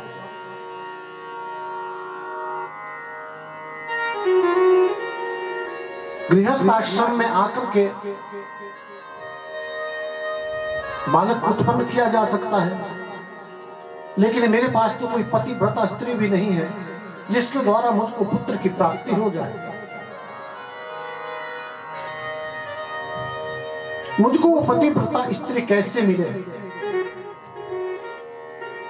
अच्छा, मुझे वो पतिव्रता स्त्री मिल भी जाए तो इस विषम गृहस्थ आश्रम को मैं कैसे अंगीकार करूं? वेदव्यासी मन में विचार कर रहे हैं कि गृहस्थ आश्रम बहुत विषम है, और आजकल की दृष्टि से यदि देखा जाए तो गृहस्थ आश्रम सतत विषम होता चला जा रहा है। युवावस्था को बालक पहुंचता है, विवाह हुआ, जैसे गृहस्थ आश्रम में प्रवेश किया, देवी जी घर में आ गई। देवी जी के हाथ श्रृंगार को पूरा करने में बहुत मेहनत लगती है जी, बोली जय माता दी। बहुत मेहनत लगती है। और कहते भी हमारे एक पहाड़ी में एक ऐसी कहावत है ना कि घर का और पत्नी का श्रृंगार कभी पूरा नहीं होता, कुछ ना कुछ उसमें कमी बनी ही रहती है। बोली जय जय श्री राम। लेकिन आज ये बात कहना कुछ उचित नहीं लगता, भय लगता है इस बात को कहते, क्योंकि जमाना 50-50 का हो गया। अब तो भय इस बात का लगता है पता नहीं कौन माता कौन बहन बीच में खड़ी होकर के कह दे कि गृहस्थ आश्रम का बोझ आधा अपने कंधे के ऊपर ढोती हो भैया। 50,000 सैलरी है मेरी, क्योंकि जमाना 50 का है, माताएं बिल्कुल बराबरी से कंधा मिलाकर के पुरुषों का साथ दे रही है। और मैं जान गया हूँ महाराज, जिसकी गर्दन नीचे है उसकी देवी श्री या तो किसी अध्यापिका के पद पर विराजमान है या कहीं बैंक में अच्छी पद के ऊपर विराजमान है, इसलिए आपके सिर झुके हैं। बोली जय जय श्री राम। तो महर्षि वेद व्यास जी मन में विचार करते हैं कि इस विषम गृहस्थ को मैं कैसे अंगीकार करूं। उतनी देर में घृताची नाम की एक अप्सरा आकाश में सामने नजर आई। व्यास जी की तरफ एक टक दृष्टि लगाकर के अप्सरा देखने लगी। व्यास जी को उस अप्सरा को देख करके मन में विचार उत्पन्न हुआ कि इसी अप्सरा को पत्नी बनाकर के गृहस्थ आश्रम बना लूं। फिर अगले ही पल सोचते हैं कि यदि इस अप्सरा को मैं स्वीकार कर लेता हूं तो संत समाज में उपहास का पात्र बन जाऊंगा कि इतनी तपस्या करने के बाद एक मामूली सी अप्सरा के ऊपर व्यास जी आसक्त हो गए, इसलिए मुझको ऐसा भी नहीं करना है। उसी समय नारद जी के द्वारा सुनी गई कथा महर्षि वेद व्यास जी को याद आ गई कि मैंने पहले भी नारद जी से कथा श्रवण की थी कि राजा पुररवा उर्वशी के वश में आकर के बहुत दुखी हुए, बहुत कष्ट बहुत दुख उनको झेलना पड़ा। बोली जय जय श्री राम। तूने शाम सारी धरती जपे तेरा नाम, कैसा मेला लगाया तूने श्याम, सारी धरती जपे तेरा नाम, कैसा मेला लगाया तूने श्याम, सारी धरती जपे तेरा नाम, कैसा मेला लगाया तूने श्याम, सारी धरती जपे तेरा नाम। कैसा मेला लगाया, कैसा मेला लगाया, कैसा मेला लगाया तूने श्याम, कैसा मेला लगाया तूने श्याम, सारी धरती जपे तेरा नाम, कैसा मेला लगाया तूने श्याम।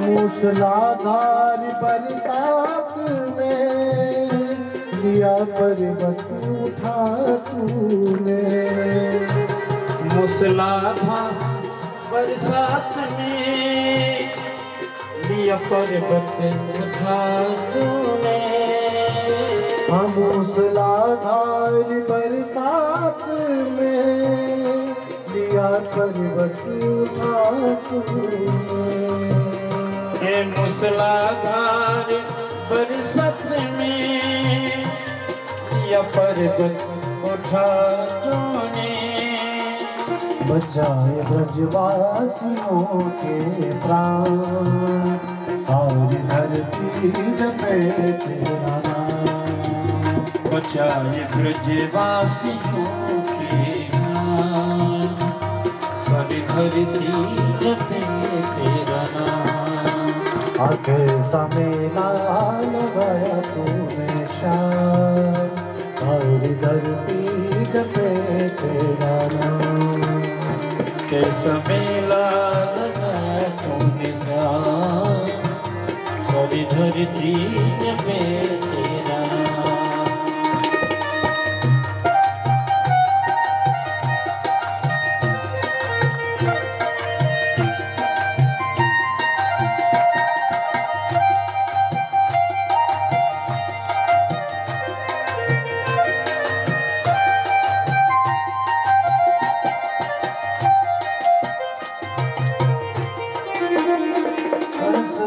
कर दिया बेफिकर, माँ पिता कैद से मुक्त कर।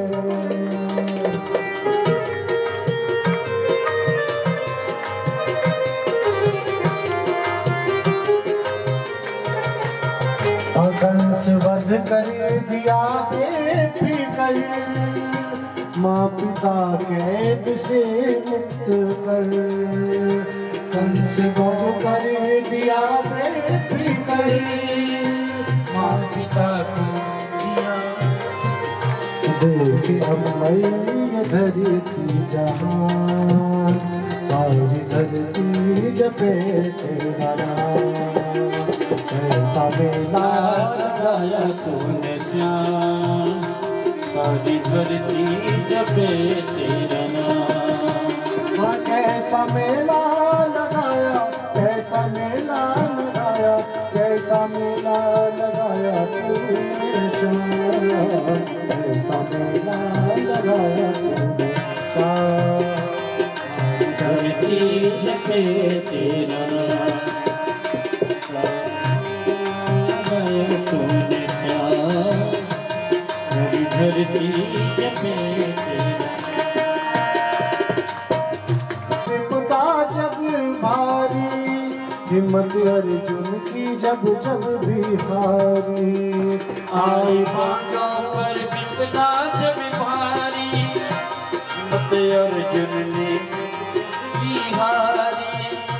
आई पांडवों पे विपदा जब भारी, हिम्मत अर्जुन की जब जब भी हारी। आई पांडवों पे विपदा जब भारी, हिम्मत अर्जुन की जब जब बिहारी। दिया अर्जुन को गीता का ज्ञान, सारी धरती जपे तेरा नाम। दिया अर्जुन को गीता का ज्ञान, सारी धरती जपे तेरा नाम। कैसा मेला लगाया तूने श्याम, सारी धरती जपे तेरा नाम। कैसा मेला लगाया तूने श्याम, सारी धरती जपे तेरा नाम। कैसा मेला लगाया, कैसा मेला लगाया, कैसा मेला लगाया तूने श्याम। कैसा मेला लगाया तूने श्याम, सारी धरती जपे तेरा हाँ, कैसा मेला लगाया तूने श्याम, सारी धरती जपे तेरा नाम। कैसा मेला लगाया तूने श्याम, सारी धरती जपे तेरा नाम। सारी धरती जपे तेरा नाम, सारी धरती जपे तेरा नाम। बोलिए जगदम्बे मैया की जय। कि पिताजी कहा तो आपको मुझको तत्व ज्ञान देना चाहिए था, लेकिन आप तो उल्टी बात करके बैठे गए। विवाह करके पिताजी संसार में कोई सुखी नहीं हो सकता। पिताजी समझाने का प्रयत्न करा, लेकिन अब व्यास आश्रम में रह करके अपने पिता के आश्रम में भगवान सुखदेव जी को शांति नहीं मिली।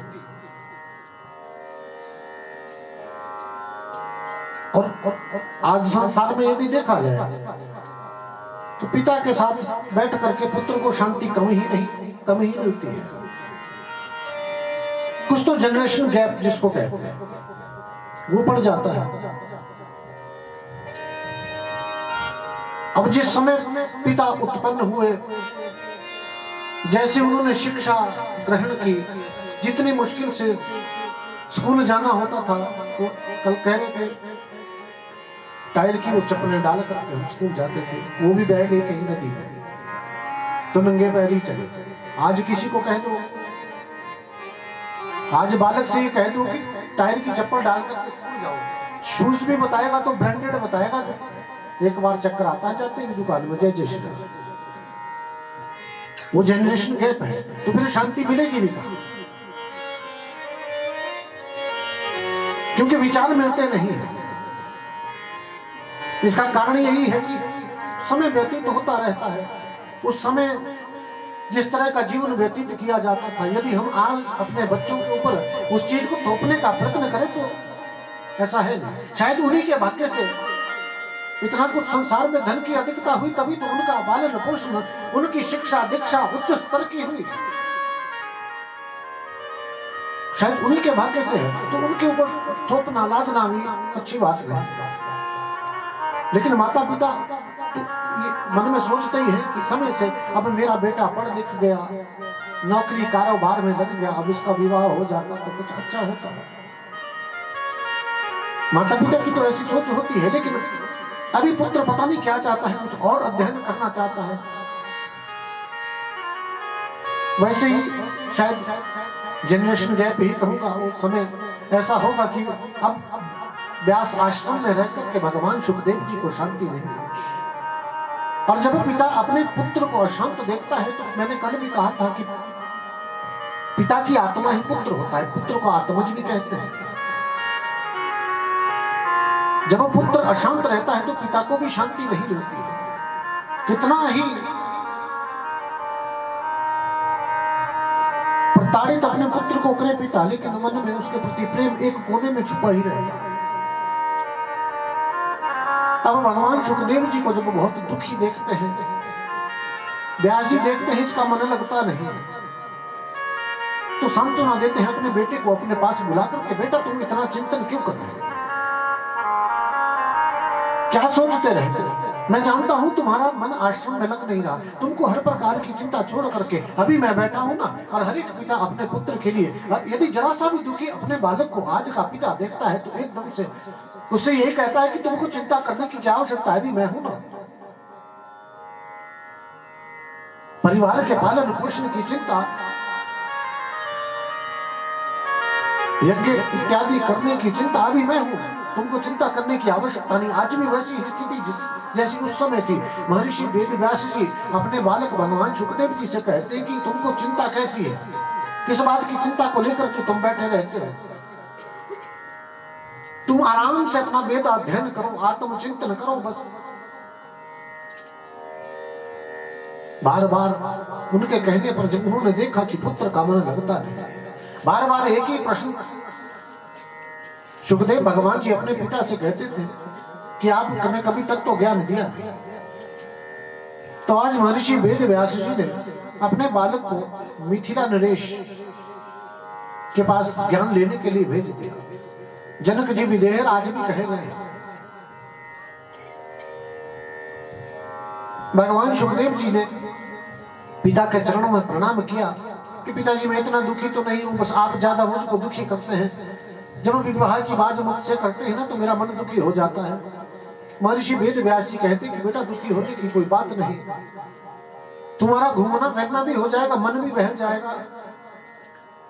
जीवन मुक्त एक राजा है विदेह राज, उनसे मिलकर के आओ, केवल मात्र मिलना जुलना तुम्हारा हो जाएगा, उनसे भी कुछ ज्ञान प्राप्त उनसे भी हो जाएगा, बस इतना करो। लेकिन बेटा मेरी तुमसे ऐसी इच्छा है कि उनसे मिलने चले जाओ, लेकिन वापस जरूर लौट करके आना। ऐसा मत करना कि उन्हीं के साथ रम जाओ कहीं या वन को चले जाओ। पिता को चिंता होती है कि कहीं सन्यासी हो गया।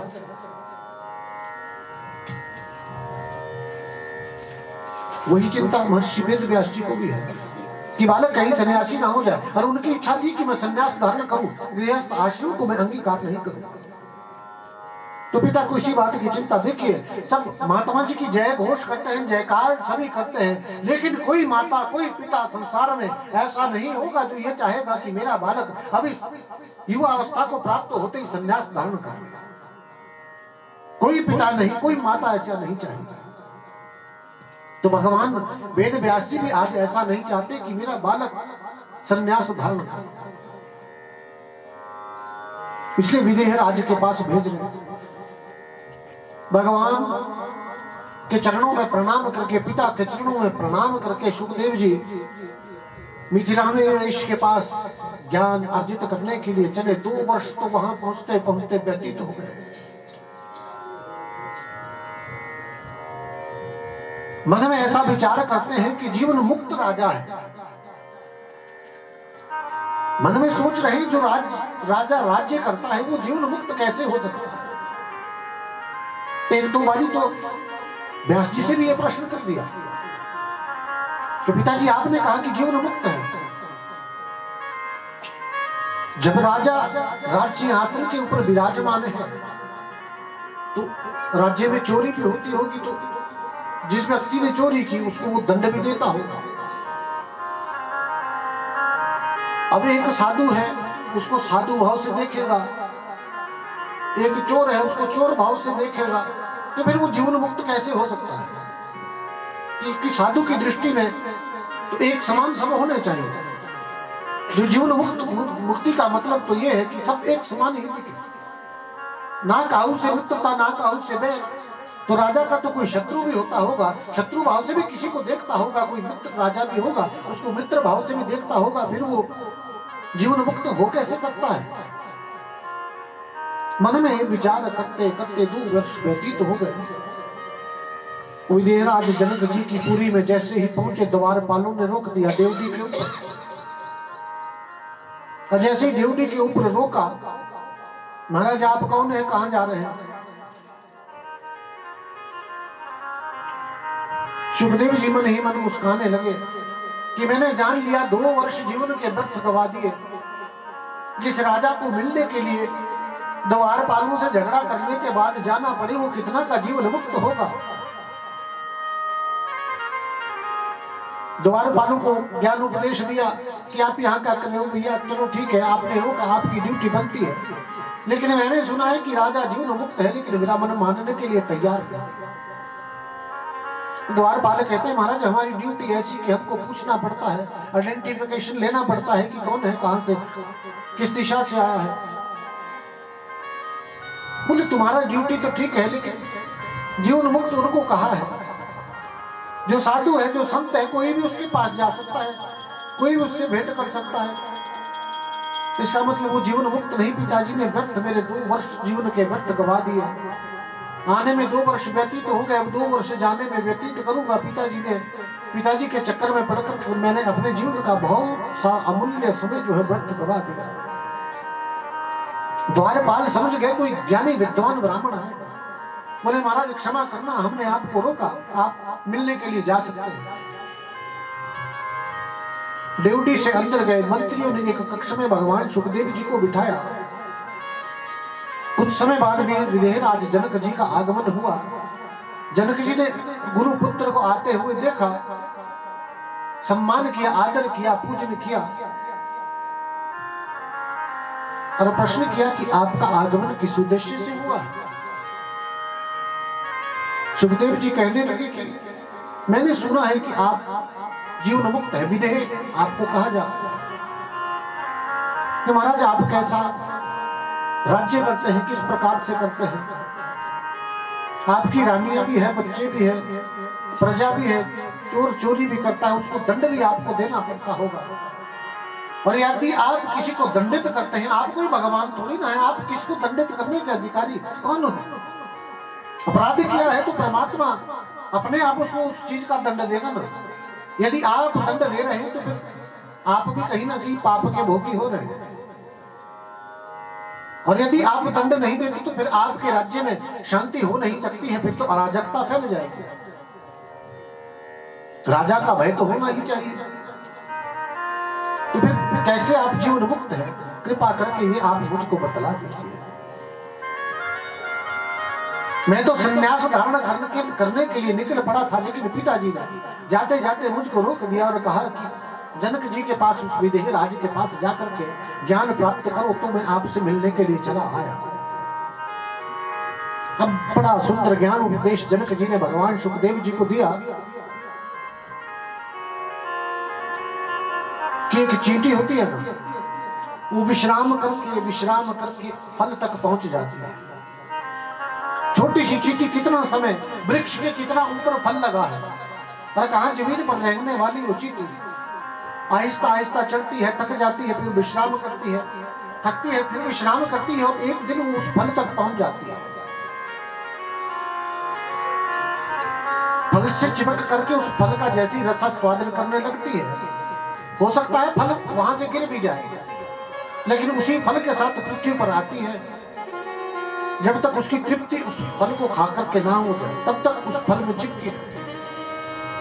और पक्षी उड़ करके आता है, थक जाता है बेचारा, और जैसे ही फल को चोंच लगाई फल नीचे गिरा।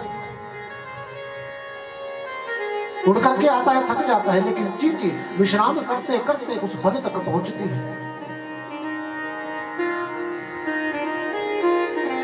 सुखदेव जी को ज्ञान जनक ने दिया कि जो ऊपर व्यक्ति सोता है ना वही नीचे गिरता है। जमीन पर सोने वाले को गिरने का कोई भय नहीं है। संन्यास धारण आपने कर लिया और भ्रष्ट आप हो गए तो फिर दूसरा कोई मार्ग भी ऐसा नहीं है जो आपका कल्याण कर सके।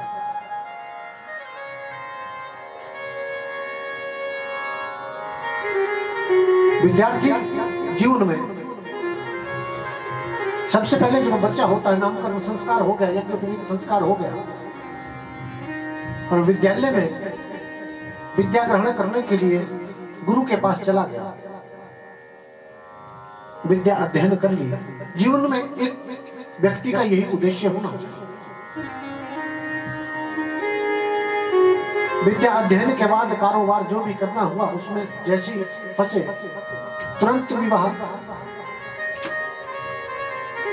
गृहस्थ आश्रम को धारण किया। ये एक सीढ़ी है चढ़ने की, जीवन में मुक्ति को प्राप्त करने की, मोक्ष पद को पाने की एक सीढ़ी है। विद्या अध्ययन करके गृहस्थ आश्रम को धारण करे और धर्म के अनुसार, धर्म की मर्यादा के अनुसार रह करके गृहस्थ आश्रम का पालन करे, धनोपार्जन करे, लेकिन धर्म के द्वारा। देखिए, धन के बिना कुछ चलता नहीं है संसार में। बिना लक्ष्मी की कृपा से कुछ नहीं किया जा सकता। लक्ष्मी सबको चाहिए, धन सबको चाहिए, लेकिन उसका धर्म के साथ उपार्जन यदि किया जाए, अधर्म से धन ना कमाया जाए गृहस्थ आश्रम में, तो फिर धन कमाने में कोई बुराई भी नहीं, लेकिन उसको कमाने में, धन को अर्जित करने में साथ में धर्म होना चाहिए, मर्यादा से उसको कमाया। विवाह हो गया, बच्चे हो गए, जब बच्चे भी युवा अवस्था को प्राप्त हो जाए तो गृहस्थ का भार उन बच्चों के ऊपर डाल करके व्यक्ति को वानप्रस्थी हो जाना चाहिए। वानप्रस्थ आश्रम में आकर के आहिस्ता आहिस्ता करके अपनी इंद्रियों के ऊपर विजय प्राप्त करके, जब पूर्ण रूप से अपनी इंद्रियों के ऊपर विजय प्राप्त हो जाए तब जाकर के संन्यास को धारण करना चाहिए। जनक जी ने बड़ा सुंदर ज्ञान उपदेश सुखदेव भगवान को दिया। मनैव मनुष्याणाम कारणम बंध मोक्षो बद्धम तु विषयासक्तम मुक्ता निर्विषम्मना। सुखदेव जी, मनुष्य का मन ही बंधन का कारण है और ये मन ही मुक्ति का भी कारण है। जब ये मन विषयों में फंस करके आसक्त किसी के प्रति हो जाता है, विषयों में फंस जाता है, तो फिर बंधन में पड़ जाता है। और यही मन जब परमात्मा के चरणों में लग जाता है तो यही मन उस जीव को मुक्त भी कर देता है। मैंने मनुष्याणाम कारणम बंध मोक्षो, यही मन एक और काम दो विषयों में फंस जाए तो नरक में भेजता है, और यदि परमात्मा के चरणों में लग जाए तो फिर स्वर्ग की प्राप्ति करवा देता है। और सबसे पहले सुखदेव जी, आप मुझको ये बताइए कि मैं आपके सामने एक उंगली दिखाऊं तो आप क्या कहोगे कि मैं उंगली हूं? मैं उंगली तो नहीं हूं, उंगली मेरी है लेकिन मैं उंगली नहीं हूं। हाँ, ये हाथ है मेरा, लेकिन मैं कहूं कि मैं हाथ हूं तो मैं हाथ तो नहीं हूं, तो फिर मैं कौन हूं? तो जनक जी कहते हैं कि मैं तो वो शुद्ध स्वरूप, वो आत्मा। नैनम छिन्दन्ति शस्त्राणि नैनम दहति पावका ना चैनम क्लेदन्ते आपो न शोषति मारता। मैं तो परमात्मा का अंश स्वरूप आत्मा, शुद्ध स्वरूप हूं, जिसको न अग्नि जला सकता है, न पानी बहा सकता है, और हवा भी जिसका शुष्क जिसको ना कर पाए। मैं तो शुद्ध स्वरूप हूं, आत्मा हूं। अब आप ये बताइए सुखदेव जी कि आप हाथ हैं, आप उंगली हैं। बोलिए जय जय श्री राम।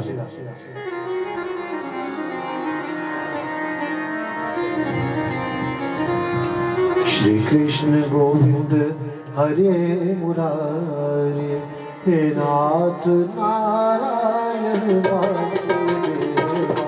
श्री कृष्ण गोविंद हरे मुरारी, हे नाथ नारायण वासुदेवा।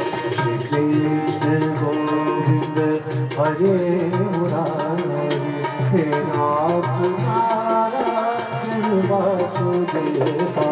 श्री कृष्ण गोविंद हरे मुरारी, हे नाथ नारायण वासुदेवा। हे नाथ नारायण वासुदेवा। हे नाथ नारायण वासुदेवा। हे नाथ नारायण वासुदेवा। हे नाथ नारायण वासुदेवा। हे नाथ नारायण वासुदेवा। हे नाथ नारायण वासुदेवा। निराकार निर्गुण गुणों से परे हो, निराकार निर्गुण गुणों से परे, छिपे हर कणों में नाते नजर हो।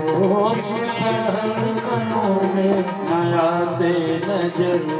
तुम्हें कैसे मन बुद्धि वाणी विचारे, हे नाथ नारायण वासुदेवा। श्री कृष्ण गोविंद हरे मुरारी, हे नाथ नारायण वासुदेवा।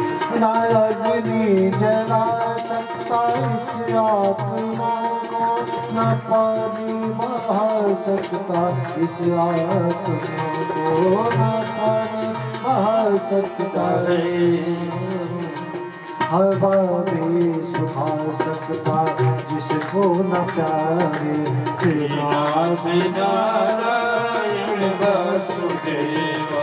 श्री कृष्ण गोविंद हरे मुरारी, हे नाथ नारायण वासुदेवा।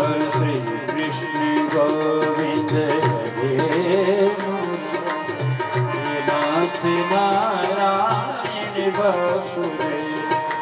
हे नाथ नारायण वासुदेवा। हे नाथ नारायण वासुदेवा। हे नाथ नारायण वासुदेवा। हे नाथ नारायण वासुदेवा।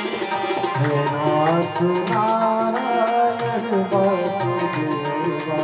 हे नाथ नारायण वासुदेवा। श्री कृष्ण गोविंद हरे मुरारी, हे नाथ नारायण वासुदेवा। श्री कृष्ण गोविंद हरे मुरारी, हे नाथ नारायण वासुदेवा। श्री कृष्ण गोविंद हरे मुरारी, हे नाथ नारायण वासुदेवा।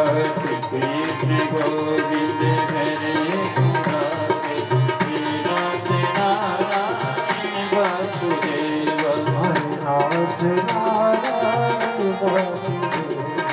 हे नाथ नारायण वासुदेवा। हे नाथ नारायण वासुदेवा। हे नाथ नारायण वासुदेवा।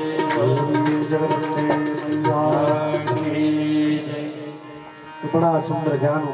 माता का ध्यान आया है लेकिन पहुंचेंगे कल, क्योंकि जब सुई 3:45 से ऊपर जाने लगती है ना, तो फिर हलचल हो जाती है।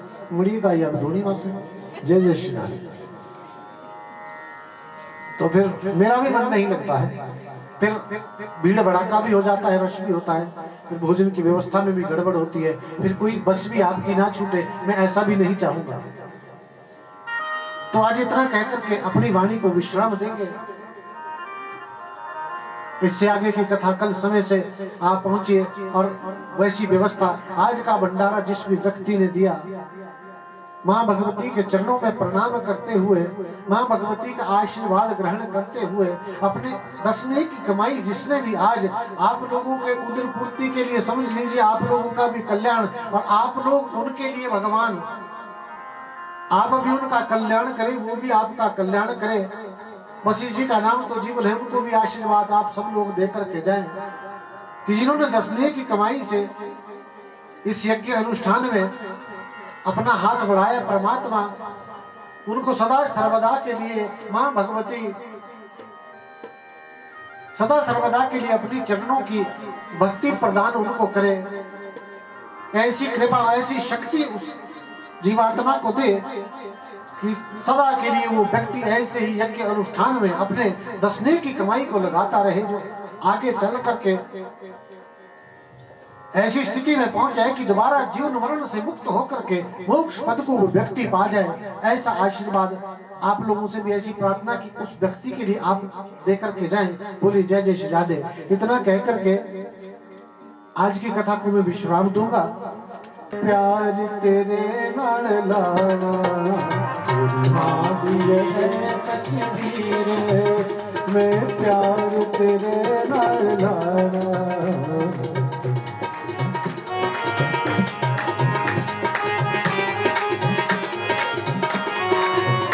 जेते प्यार मेरे नाल लाना, मैं बागां दे छुप जाना। जेते प्यार मेरे बाग में छुप जाना, जिते बागां दे छुप जाना, मैं माल में बन के आना।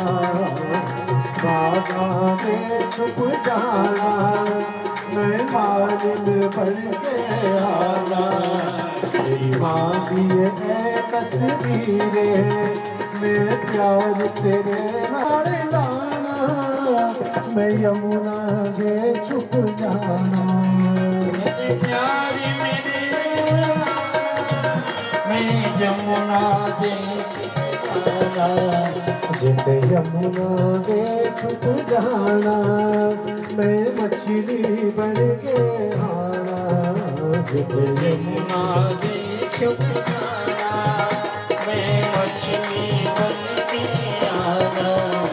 मेरी मां की है तस्वीरें, मैं प्यार तेरे नाल लाना। मेरी मां की तस्वीरें, मैं प्यार तेरे नाल। मेरी मां की है तस्वीरें, मैं प्यार तेरे नाल लाना। मेरी मां की तस्वीरें, मैं प्यार तेरे मेरी मां की है तस्वीरें, मैं प्यार तेरे नाल लाना। मेरी मां की तस्वीरें, मैं प्यार तेरे। बोली जगदम्बे मैया की। बैठ करके ही कृपा करके सभी आरती केवल यजमान जी खड़े हो, भगवान देवी की। अम्बे तू है जगदम्बे काली, जय दुर्गे पर बादी हम सब उतारे तेरी आरती ओ मैया, हम सब उतारे तेरी आरती।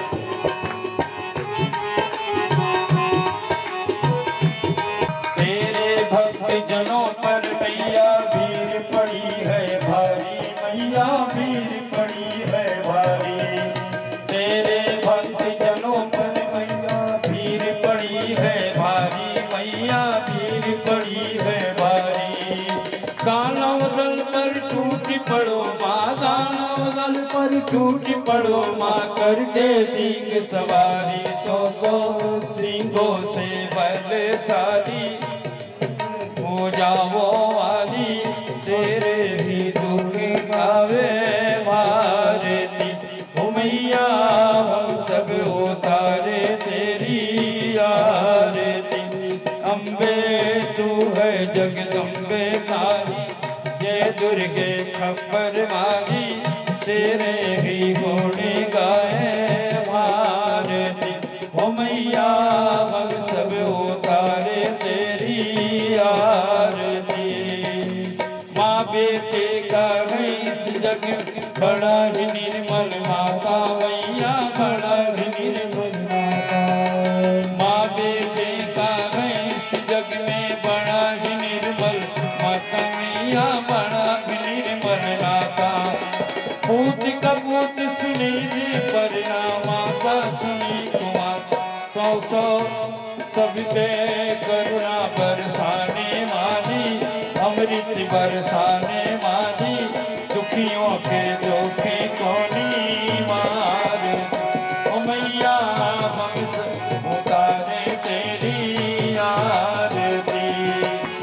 नहीं मांगते धन और दौलत ना चांदी ना सोना मैया ना चांदी ना सोना हम तो मांगी माते मन में छोटा सा एक खिलौना सबकी बिगड़ी बनाने वाली नाजी बचाने वाली सखियों के सती को सावारे ओ मैया उतारे तेरी आरती अम्बे तू है जगदम्बे काली जय दुर्गे खप्पर मारी तेरे ही गुणी गाए भारती ओ मैया हम सब उतारे तेरी आरती बोलिए जगदम्बे मैया की पूज्य मां शिवदेव महाराज की श्रीमद देवी भागवत महापुराण की बोलिए सनातन धर्म की जय हो धर्म की जय हो धर्म की जय हो अधर्म का नाश अधर्म का नाश प्राणियों में सद्भावना प्राणियों में सद्भावना विश्व का कल्याण हो विश्व का कल्याण हो जय जय श्री राम।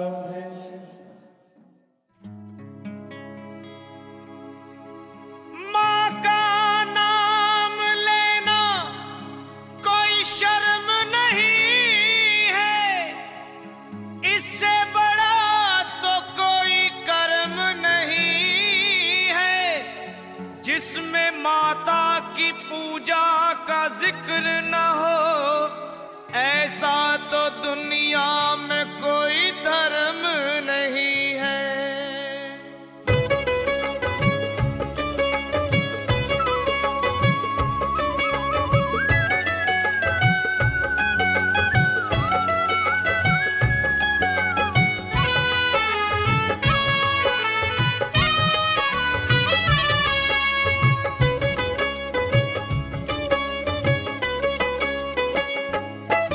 मैया कृपा कर दो, झोली मेरी भर दो।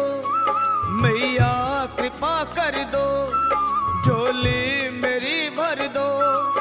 तेरी दया का हम सदा गुणगान करेंगे, तेरा ध्यान करेंगे। मैया कृपा कर दो, झोली मेरी भर दो। मैया कृपा कर दो, झोली मेरी भर दो। तेरी दया का हम सदा गुणगान करेंगे, तेरा ध्यान करेंगे। मैया कृपा कर दो, झोली मेरी भर दो। मैया कृपा कर दो, झोली मेरी भर दो।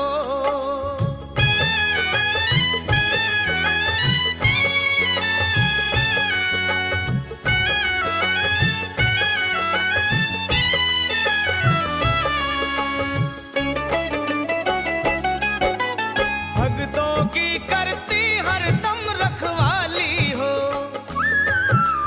हर संकट को पल भर में तुम टाली हो। भक्तों की करती हरदम रखवाली हो, हर संकट को पल भर में तुम टाली हो। फिर क्यों नहीं तुम पर भला अभिमान करेंगे, तेरा ध्यान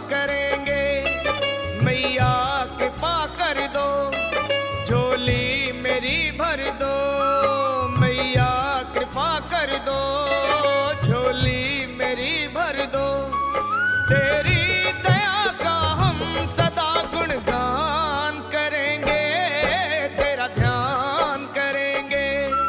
मैया कृपा कर दो, झोली मेरी भर दो। मैया कृपा कर दो, झोली मेरी भर दो।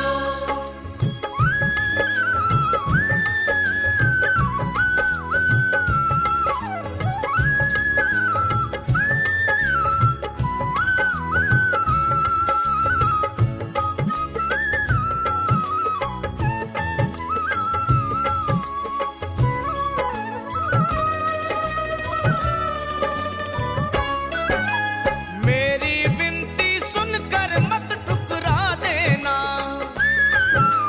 अपना बालक जान मुझे अपना लेना। माँ मेरी विनती सुनकर मत ठुकरा देना, अपना बालक जान मुझे अपना लेना। अर्पण तुम्हारी सेवा में हम प्राण करेंगे, तेरा ध्यान करेंगे। मैया कृपा कर दो, झोली मेरी भर दो। मैया कृपा कर दो, झोली मेरी भर दो। तेरी दया का हम सदा गुणगान करेंगे, तेरा ध्यान करेंगे। मैया कृपा कर दो, झोली मेरी भर दो। मैया कृपा कर दो, झोली मेरी भर दो।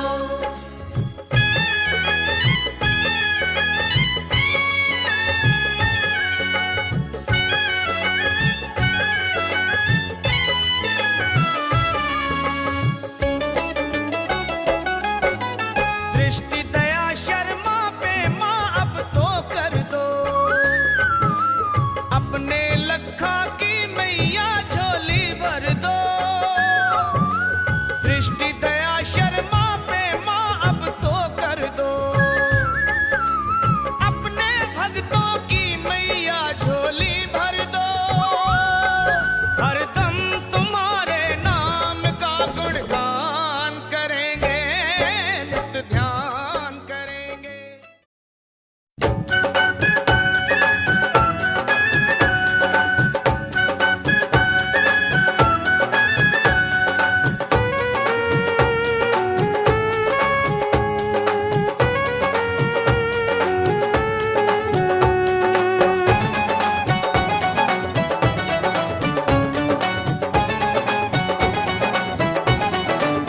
वो जिनका मैया जी के, जिनका मैया जी के चरणों से संबंध हो गया, संबंध हो गया। उनके घर में आनंद ही आनंद ही आनंद ही आनंद हो गया। जिनका मैया जी के चरणों से संबंध हो गया, जिनका मैया जी के चरणों से संबंध हो गया। उनके घर में आनंद ही आनंद हो गया। उनके घर में आनंद ही आनंद हो गया। जिनका मैया जी के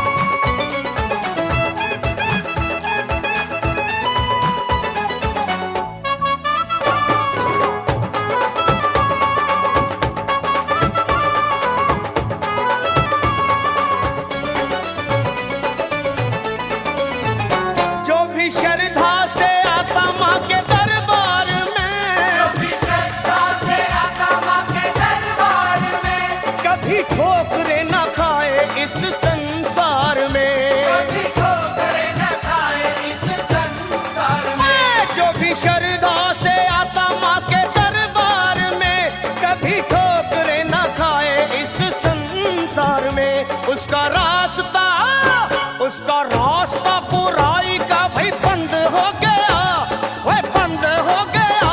उसके घर में आनंद ही आनंद ही आनंद ही आनंद हो गया। जिनका मैया जी के चरणों से संबंध हो गया, जिनका मैया जी के चरणों से संबंध हो गया, उनके घर में आनंद ही आनंद हो गया। जिनका मैया जी के चरणों से संबंध हो गया।